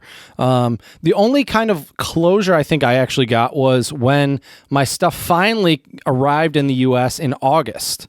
So yeah, but it was pretty crazy. But I think there's been a lot of learning experiences along the way. Number one, as I've already said before, but I think it's worth highlighting again, is the first thing I think I've learned is that generally, at least in the U.S., we are not prepared. We need to be better prepared for a lot of different things, myself included. Another aspect of that preparedness is having a bit of, and I don't want to say this and sound facetious or anything like that, but it's really important to have an emergency fund. Have a little bit of money saved up in case shit goes down or shit hits the fan. Because Americans don't. I know, but they don't have like a couple $100. Right. And see, because that's the thing, Jared. If I would have because I had a rainy day fund, I was able to stay in Bali a lot longer. And I did that honestly. Well, I did that for two reasons, if we're being honest. Number one was Bali's amazing. It's awesome. But also number two, I knew I was coming back to the U.S. and I just didn't want to risk potentially getting my parents sick. I just didn't want to, because I figured if I stayed there longer and if I was pretty smart and safe and cautious, that at least the risk is minimized, right? There's never any guarantee, but you have to be smart and you have to think things through. So being prepared, having an emergency fund, I think most people have learned in this pandemic is so important. But yes, I do want to recognize that not everyone has an emergency fund, but if there's a way where you can even just tuck aside a little bit every paycheck, you never know when you might need that, Another big thing for me, working from home. It seems like my company is at a point where they've realized that working from home is the way to go. It seems like it. Yep. They haven't officially said it. I think people are more productive. They haven't officially made that a thing, but I believe it was July that they said. This was back in, sometime last year. They said July is when we'll go back. July 2021. I don't think that's going to happen. I think no. Even though the vaccination thing seems to be going pretty well, I think it's going to transfer over to like we have spaces for you where you're welcome to come to the office, but there's no obligation to it. Seems like it's the way that's going to go. I think that's huge the way shift in my life. This is, I've been here at this job that I love, by the way, for a couple months shy of 2 years, and I'm at the point. It's essentially at the point. No, it's 100% the point where I have worked more from home with this company than I have at the office. And it doesn't feel that way at all. Like it still feels like like that's how I I connect me to this company as the office, but it's like I've done way more work for this company from the comfort of my own office in my own room than I have from the actual office that they provided. Yeah. Well, for me, it's I've been on campus once. Yeah, once to pick up my computer, and that's it. It's a shame because on. the campus is beautiful. Right, and I stepped out of my car for a minute to shut the trunk and got back in. Did you actually meet coworkers, or was it just IT people? Nope. It was IT. Right. IT guy dropped the computer and the monitor in my trunk, so you didn't and go then inside. I drove off. You just pulled up. Yeah, I pulled up. Called him, pulled up, told him where I was. Exactly. Put it in. But exactly. But yeah, so it was.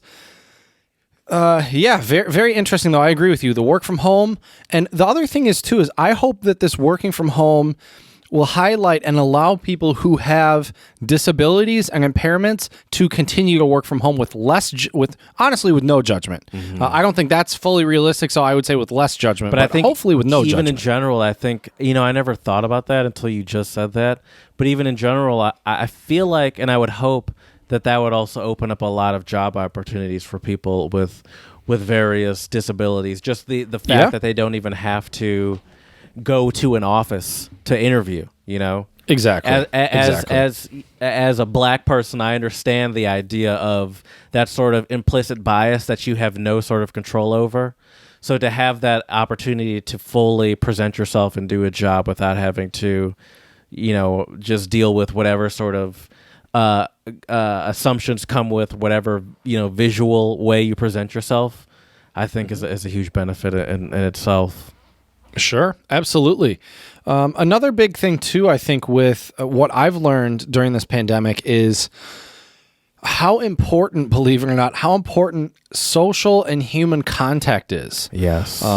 It's super, super, super important. I mean, I can tell you for sure the last time I have even hugged a family member, like other than, my parents, I live with them, is my sister and my nephews and my sister's partner on Christmas Eve. Mm-hmm. We were masked up and everything.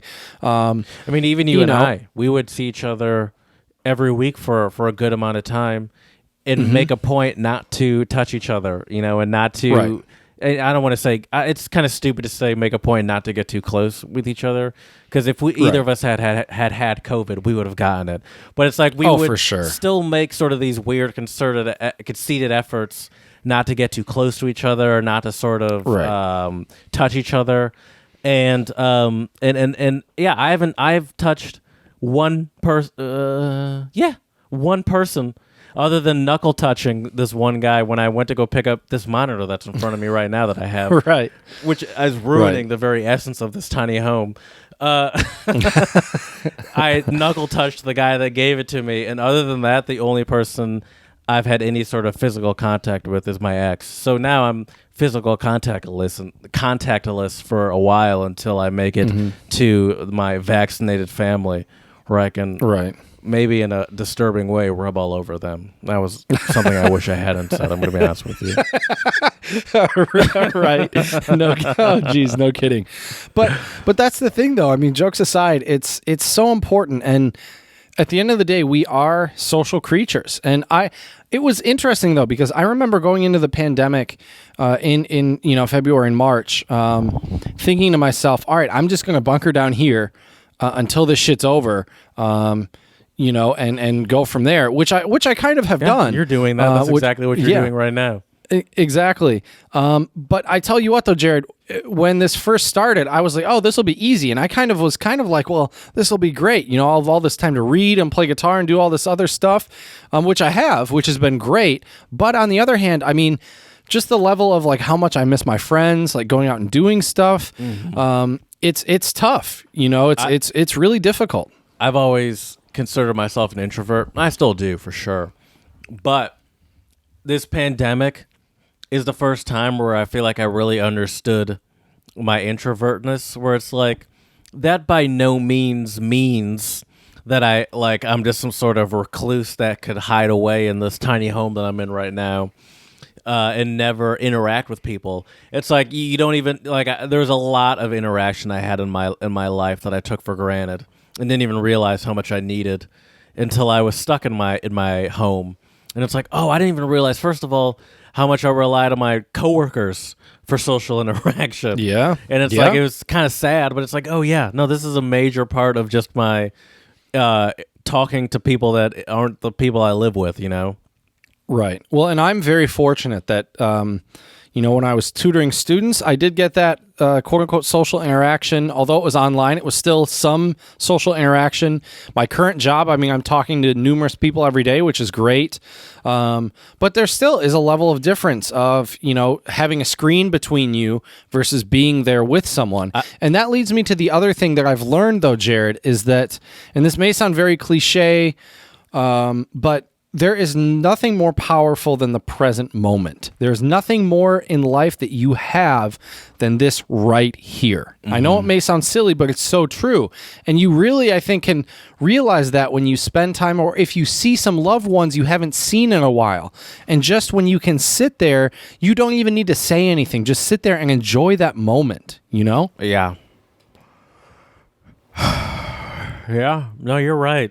You're right. That's something. Pretty soon you'll be able to enjoy that. So you hit me. You hit me somewhere in that.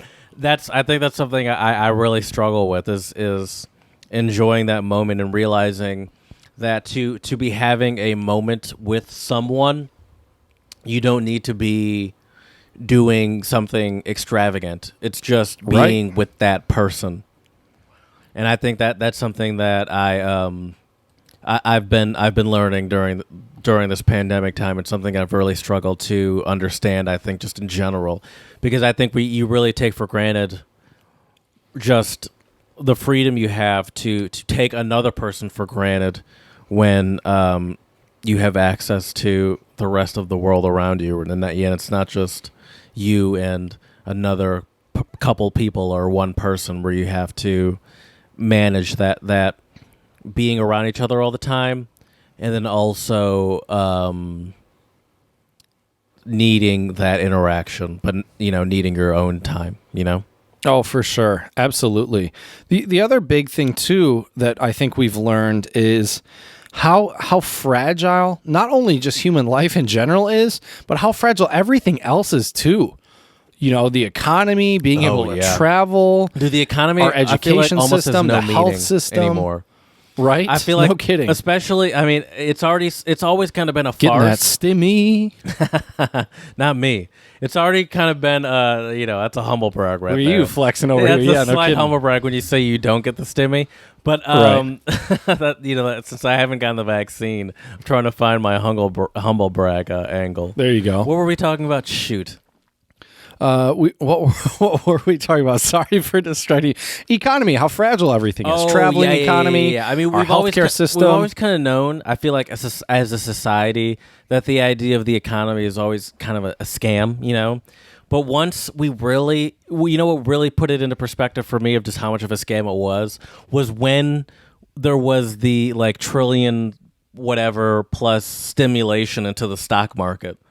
That lasted for all of, I don't know, a half couple of a seconds, day. right? Yeah. I was like, oh, sweet. Wow, the stock market's really up for 45 minutes, and now it's back to normal, and which normal at the time was not good. And I feel like that was the first moment that really put into perspective how little our sort of the stock market means to.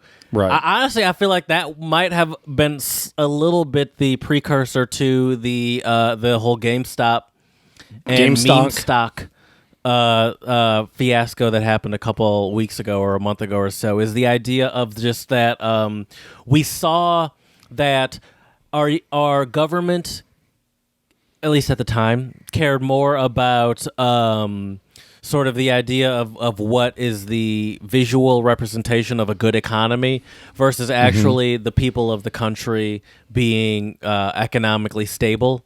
And it was just sort of just this representative form of look, the economy's doing well. That completely failed. It lasted for, as we said, a couple minutes, and then it's like, oh no, the economy's back to where it was right before, which is not good, and the people still are suffering the exact same, and no effect on any of the regular people. Right. I was gonna say was it just really put it in perspective, the idea of just our.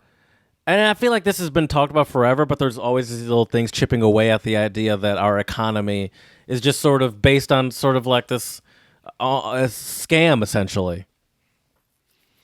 Well, if you want to get into that, I mean, look into the Federal Reserve. There's all sorts of. If you want to dig deep and go down that rabbit hole, there's a lot of stuff that would confirm that what you're saying is probably true. Listen here, banks. I've thought a lot about that as someone that is trying to buy a house, and just how banks determine, like your loan pre-approval. Right. And I'm like, I mean, how does this really work? It's like, how is it so convenient that I fall into like a very specific like price set? I don't know. Now, I've been thinking a lot about that too. You're right. We don't have to talk about that right now. But the other big lesson too, I think, is just how uncertain things can be. And this goes back to the fragility thing I mentioned too about the economy and travel and job security and everything. But it's just amazing how, all it takes is one or two things where shit hits the fan, and it can all go up in smoke really, really quick. This stuff always makes me aware of how unprepared, I should say, I am for like these zombie apocalypse movies. We always see these movies, or like Walking Dead, where like these just seemingly normal people all of a sudden learn how to handle a gun, learn how to survive in extreme conditions. And I'm like, oh, this is full on fantasy. This is not reality in the slightest at all. People are not prepared. People don't give a shit. Actually, the first thing that really made me aware of how unprepared we are for a proper catastrophe was the microburst at Albion College in 2014. Was that we were seniors? That was senior year? Yep. 2014. Yep. We had a microburst, which I didn't know what it was until it happened, but essentially what that means is that we had a pretty big storm that knocked down some trees, took the power out, and we had to shut down school for a bit. And that was crazy. We heard it was coming when it was still nice outside and it was calm. And our school was like, listen, a huge storm is coming. This is going to F-S up, and we need to lock this S down. And you guys need to just be aware that we're probably not going to have class tomorrow, and that you need to be very careful because there's a large storm coming. That's essentially what we got. What we did... if you want to... was party. Well, yeah. What were you about to say? Well, if you want to see unpreparedness, Jared, I mean, all it takes is one word, my man. Texas. Oh, that's true. Look at what happened in Texas a couple weeks back. I mean, I had some students ask me about that, by the way. We can talk about that next episode. But yeah, okay. We can talk about that next episode, because let me just, you're right. Let me just finish where I was going with the story, because I can't just leave it there. But yeah, this is exactly what happened. The first thing people were doing, all these underage kids were trying to find the 21-plus-year-olds to get them booze. The 21-plus-year-olds were trying to get their own booze. And it was just like, let's get this going. No class, so let's party. And just the first instinct, at least for us college kids, and I don't think this is much different than just the average adults, to be honest with you. Now that I think about it, I don't think this is much different than the average working person that has your standard 9 to 5. Our college person's brain was like, let's get drunk and let's party and let's enjoy the fact that we don't have to go to school / quote unquote work tomorrow. And let's get crazy. And if shit had gotten so bad where like buildings were coming down, or like we had to get out of the city, we would have been screwed, because we all would have crashed, just been trying to get out of the city because we're all drunk. Too drunk to drive, yeah. No kidding. All of us drunk kids trying to escape would have crashed into each other, just leaving this parking lot. And it was and it was just like there was no preparedness. And that was just a storm that was contained to a city for an evening, let alone a year-long pandemic. And it's like, yeah, you're right. We see it in Texas. We see it now in a bunch of different states, which made me terrified for this road trip, which is once again why I was peeing behind a recycling bin, because I was in all these states where people don't give a shit. And they're at the point I don't know if they were ever at the point where they were wearing masks, but right now they're like, we're just living life like normal. We're going into stores. No one's telling us what to do because they're not interested in the smoke. And it's just a shit show, essentially. Yep. And it's like, yeah, it makes sense. I was in college and the exact same thing happened. It makes sense now that I see these adults and I'm an adult too. It's like, oh yeah, you don't change. The same thing happens. Right. And as humans, as a collective, we have very short memories, I would say.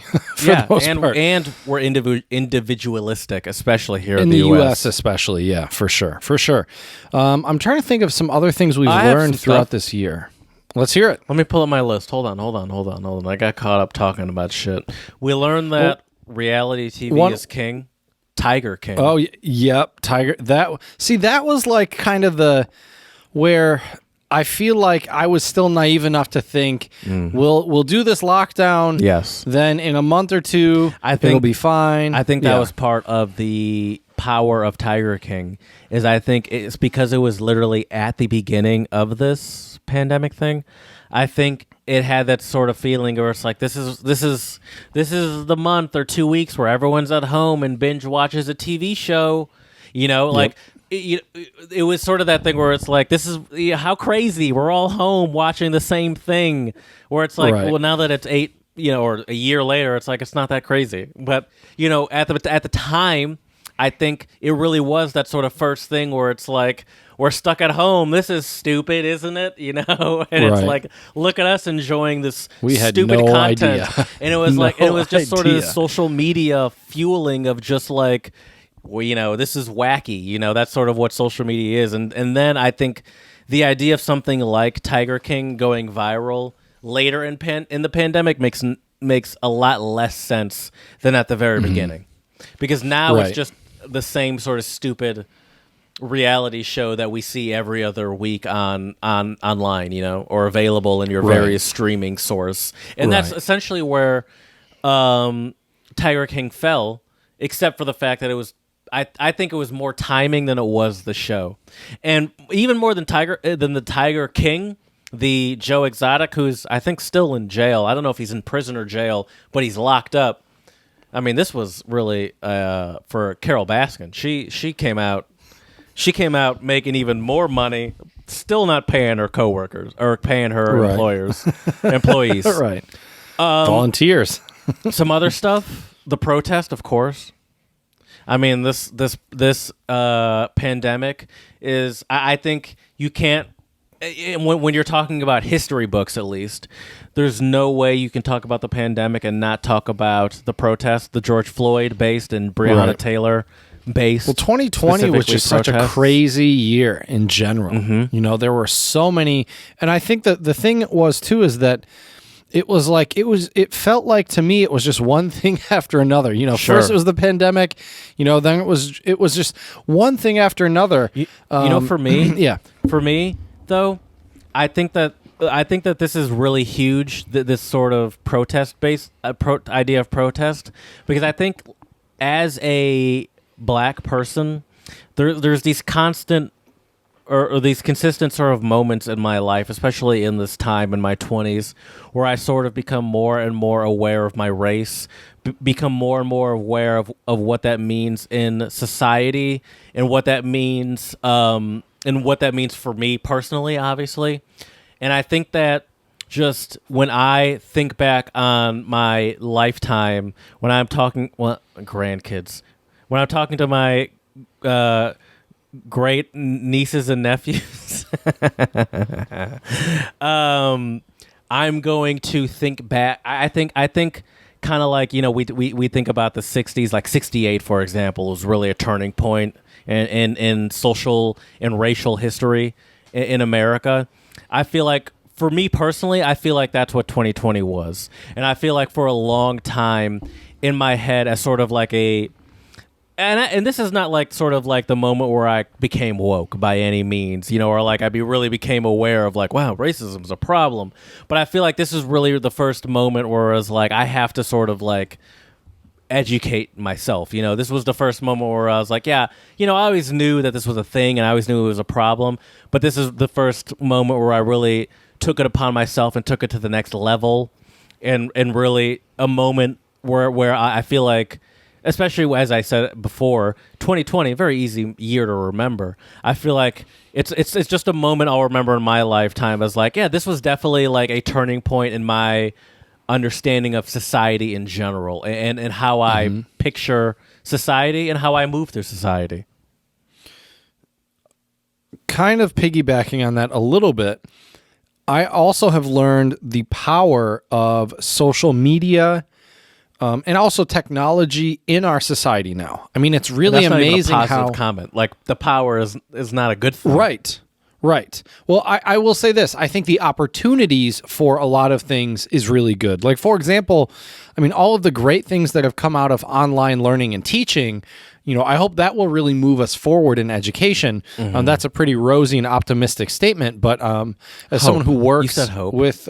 Right. It's all hopes and dreams. But yeah, so whereas, it's just crazy to think of now, especially now where, can you imagine, Jared, if we were in this pandemic and we didn't have the internet? Like, I don't know how people would even live. Yeah. Like, how like, what did people do during the 1918 flu pandemic? Where it's like, what did they do? There were people that like, I work in a marketing department for a company, and it's like that existed then, but like for me now, now for my job, it's so easy to do it online. It's so easy to not have to actually physically go into person, but it's like they still I feel like my job still existed back then. Like a form of my job existed back then, but obviously you couldn't do what I was doing.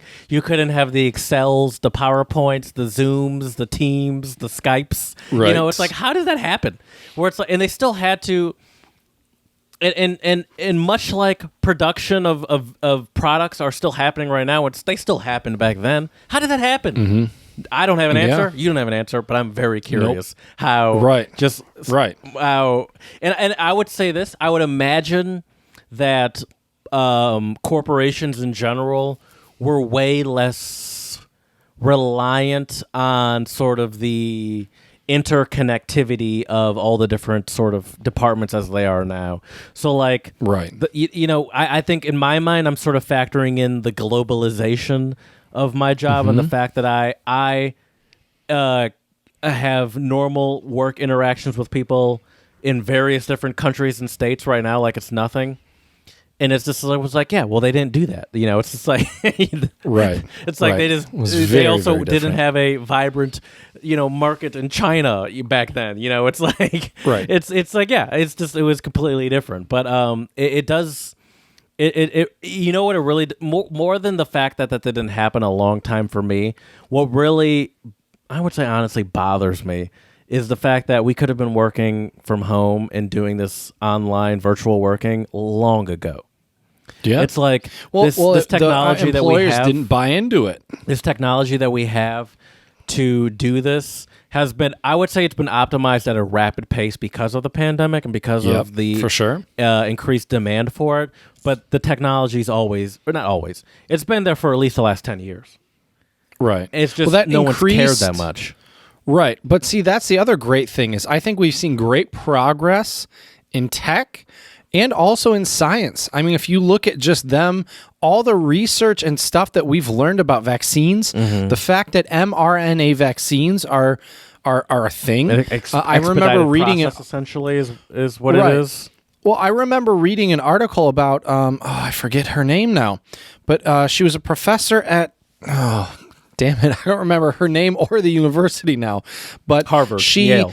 She probably one of those, but she wanted to research mRNA vaccines, and they basically told her, like, you're foolish, you're wasting our grant money and our research funds, and this is stupid, you shouldn't be doing this. She ended up taking a pay cut and a title demotion basically to continue doing her research, and her research actually had helped push a lot of this forward now. This is why capitalism is essentially a failure, because theoretically when I hear that, it's like, well, she should be a billionaire like Bezos, like she should be on her way to making millions of dollars. Well, but see, right there, though, Jared, the fact for her you can to be say able to get that her stuff noticed, she had to lose money. Right. But here's the other thing. The fact that in America you can put medicine in a category for making profit and getting rich, I think that in itself is kind of a crime. Well, see, that's the thing. That's why medicine, I think, in general, it's not that valued here. Because it's profit driven. And it's easy. There are easier ways to make money than medicine. And so that's why I think like the idea of opening the economy, the idea of I don't know, just the very like we have in general a society that's not really that keen on going to the doctor, not keen on taking days off for sick days or vacation. And I think it's just I feel like this, at least in the U.S., and I'll say this, at my job, I'll give them credit, it has made a huge difference, is that I feel like we should be more aware of how important our own self-care is. And as I've probably mentioned before on the pod, that's a great point. My job has now made it a key thing to put into our calendar that we have an hour lunch break. And it's just even something as simple as that has made a big difference, I feel like. Where it's like you're not it's just these slow, tiny little steps, especially here in the U.S., to make it clear that workaholism is not as valued as you think it is. And the idea of just being there the longest and working, quote unquote, the hardest, which essentially just means the longest, is not is not all it takes to progress. Is like and I think that just making it clear that we're taking time for ourselves and we are focusing on ourselves is a step to be like, yeah, you don't need to be in the office all day for hours for you to prove that you're worthy. Right. And I have to say my university and my bosses are also cognizant of this and very aware. And the great thing is I've had a couple times where we had like a staff meeting for, our whole office. Like one day it was super nice out and my boss just canceled the meeting and she was like, go outside for an hour. And I was like, you know what? Amazing. I was like, all right, you're going to tell me to go outside for an hour. I am going to go outside for an hour. So it took me I kicked the ball around with the dog and it took me a long time to embrace that hour-long lunch hour break where it's like, yeah, I understand that they're saying this, but still, it's going to look better if I'm working longer and harder. But, then they continue to talk about it. They continue to push it. We have now for my group and my company, we have one of those workout apps, essentially, where you can track your workouts. And we have one specifically for the lunch hour where it's like, we're telling you, listen, we're keeping you, if you want to join this, we're not making you, but if you want to, we're going to keep you accountable for doing something during that lunch hour. So I've joined it, and I make a point now, and I did for like a week when the pandemic really first hit, to be like, oh, I'm going to get into shape. I'm not going to have this COVID body when I go down to my parents in Louisiana because I ate pizza for breakfast and chicken for lunch and dinner, fried chicken for lunch and dinner. Never. But it's just like, because now my company is telling me and making a point to be like, don't work. It's like, all right, now I can comfortably leave my desk and not feel like I'm not, and not feel like I'm hurting my chances at this company because I'm not really committed. It's like, no, you're not helping or doing any benefit by being here for just all day long, And so I love that. Yeah. I love that. And I think that that's something. Sorry, I'm talking a lot. I know. No, go that's ahead. Something we would have even considered until this happened. Because I've had many times in various jobs where it's like there are opportunities to leave for lunch because you're at the office, and it's like you can leave. No one's stopping you. No one's going to be like, "Why did this person leave?" But it's even more powerful to be working through lunch when you're all around each other, looking at each other, and you can see the person leave.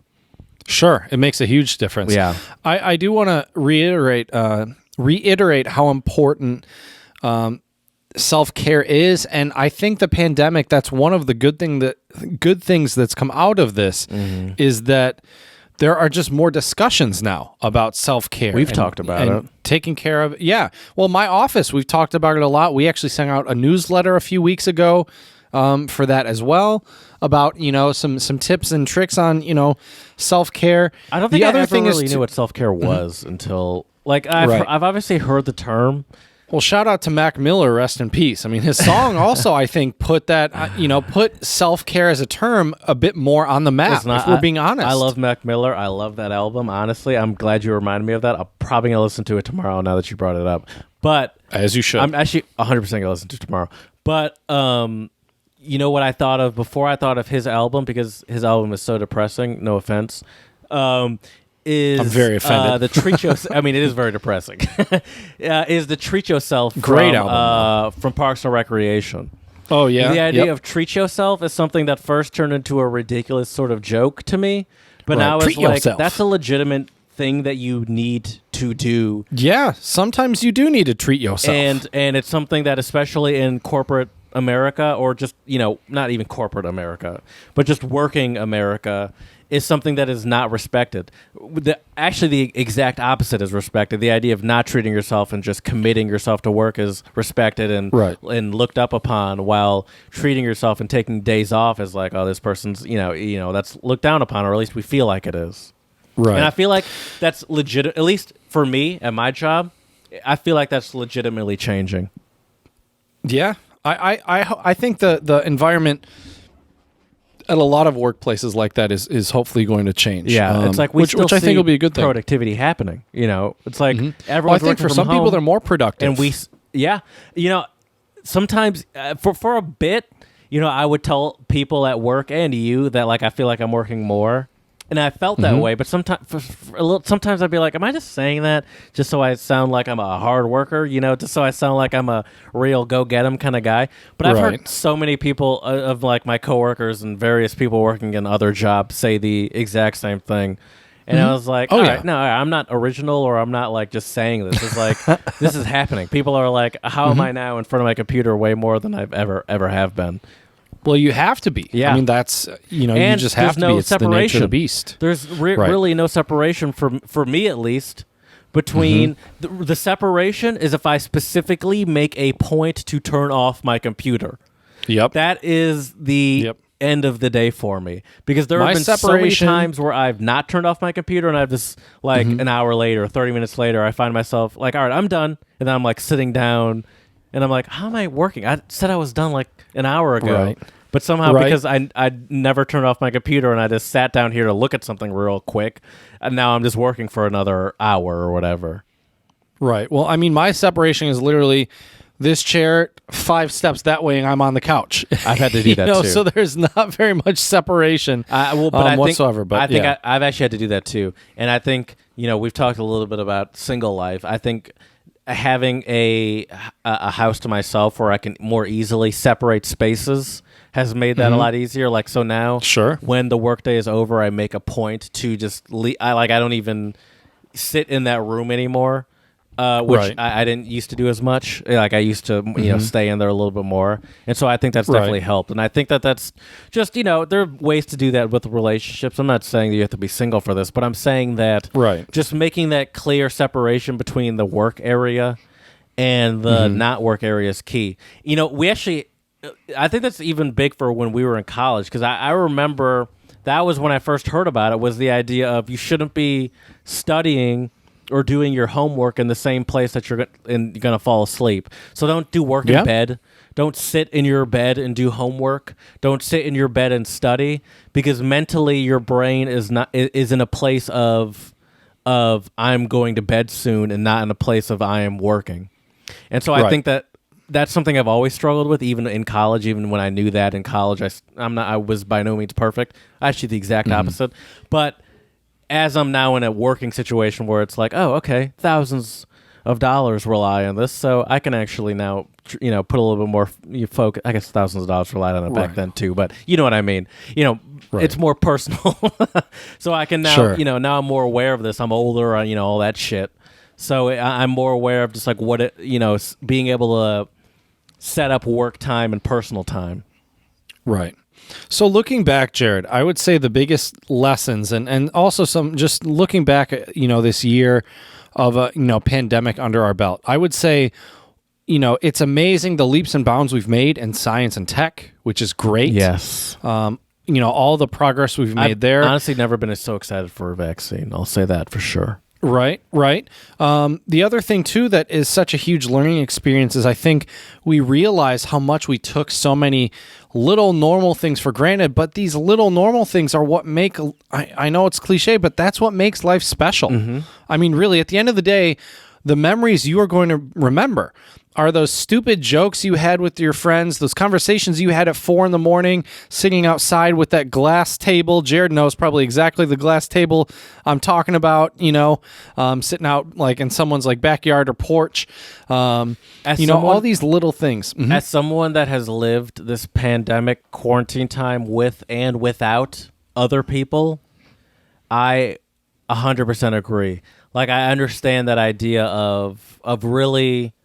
Especially as someone, as I mentioned earlier, that started as an introvert. Like, I've always been an introvert. I still am.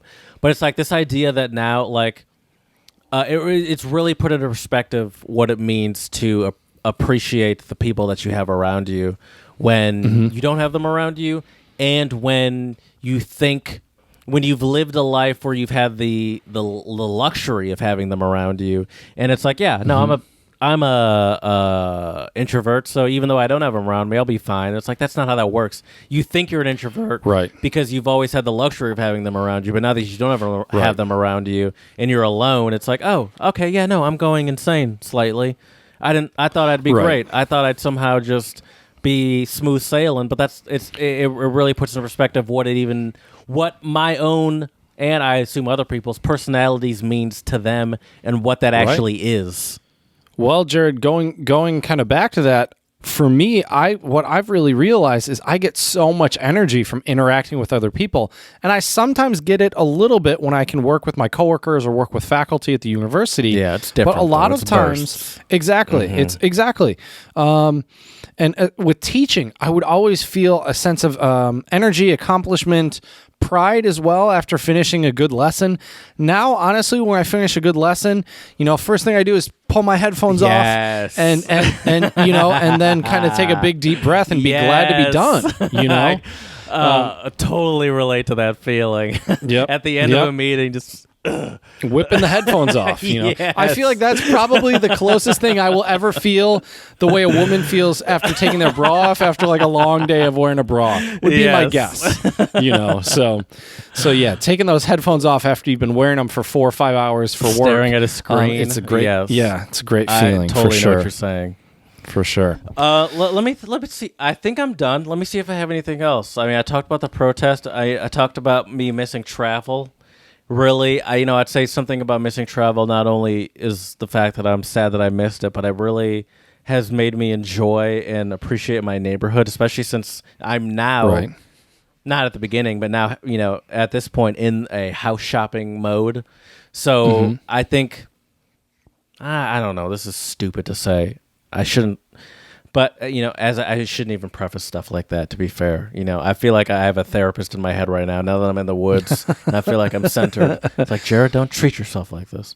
But, I really feel like something about the pandemic has helped with the home searching process, or just like the idea of what it means to be in a space has really helped, and I think a big part of that was also not traveling for a year, And as someone that makes a point to not travel, the only trip I really did was to another actually situation quite similar to this, slightly different setup, but pretty similar, where I was in a quote unquote tiny home setup in a part of Ohio. Now I'm in Nashville, but it's something I just really took for granted, Oh, absolutely. Can I give you one thing that, or two things, I guess I should say, that really, I think, really highlighted how stupid people were?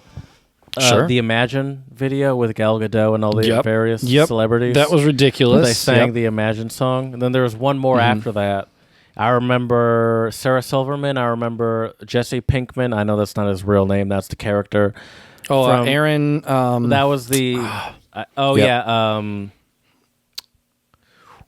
I don't remember. Anyways, doesn't matter. Paul, Aaron Paul. Aaron Paul. Yep. Not Aaron Paul. It's not Aaron Paul. Is it Aaron Paul? No. Yeah, look it up. Isn't it? Aaron Paul sounds like one of those boy band singers. They did one of those like I'm complicit in racism videos, and it was essentially the Imagine version of I'm a racist. And I understand the point. Aaron Paul. Okay, we were right. Yeah. I understand the point, but it was really sad. It seemed like, do you remember that video? Do you know what I'm talking about? Which video? They were like, I am complicit in racism. I have seen moments of racism. I don't remember that one. Not reacted. No. Well, anyway, it was a similar concept to the Imagine video where it was like this sort of black and white aesthetic. Instead, it was all these actors and actresses and comedians, talking about how they, all white people, by the way, talking about how they're complicit in racism and how they've seen racism and let it happen. Essentially, just trying to say how every white person is complicit in racism, even if you think you're not a racist, And but it seemed like a reel you'd send out to casting agents, like like a lot of the clips were here. Let me do it. Here, I'll let me do it. Can you narrate it? Because I'm going to put my microphone down to do it. Narrate what? You'll see. Okay. I still don't know what to narrate. I mean, Jared just sitting there looking at his screen, looking sad. He's disappointed in himself. I don't know. I don't know what you want me to narrate, Jared. I am complicit. I have seen racism and said nothing.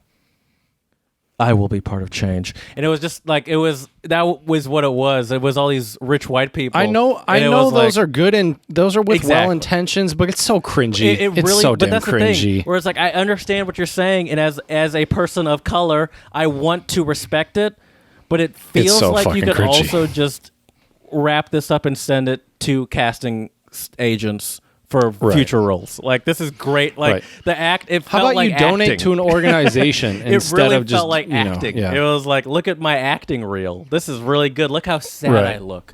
Look how concerned I look. And that's really how I felt about it, more than like, these people really do understand what it means to just be a white person in a room, see racism, and just let it happen. I was more just like, wow, these people are great actors. Another one I have, let's see if there's anything else. 1 in 10 Americans, by the way, are vaccinated. Have been vaccinated. Fully vaccinated. Largely because of the pandemic. 2020 appears to be the deadliest year on record in the United States, at least since the beginning of the 1900s. So that's interesting. Okay. That is interesting. There's a 15% increase in the U.S. death rate since last year because of the pandemic. Just some interesting facts I learned. But other than that, I think we covered it. It's been a weird year. And I think at this point, Jared, we'll skip the song. I'm with you. But yeah, anyways, we have a let better us know, song though. I'm about to play. Exactly. Let us know what you've learned throughout some of these difficult and trying times during the pandemic. I think there is a light at the end of the tunnel. We hope so. Let us know, though, at untranslatablepodcast@gmail.com some of your thoughts or what you've learned throughout the pandemic so far. Also, you can check us out on Twitter, Untranslatable1, the number 1. Check us out on Instagram as well, Untranslatable Podcast. And on YouTube, also Untranslatable Podcast. Yeah. And lastly, please, 5-star reviews on iTunes and Stitcher. Spread a little and let us love. know how we can make this podcast better for you. So as we say here at the Untranslatable Podcast, dziękujemy, muchas gracias, shisha, do svidania. And for our pandemic special today, also, stay safe, stay healthy, because those are definitely 2 phrases we've been hearing quite a bit this year. So wishing all of you good health and wellness as well. That was beautiful. You always throw me off with these beauty endings. I know. I like to keep you on your toes, Jared.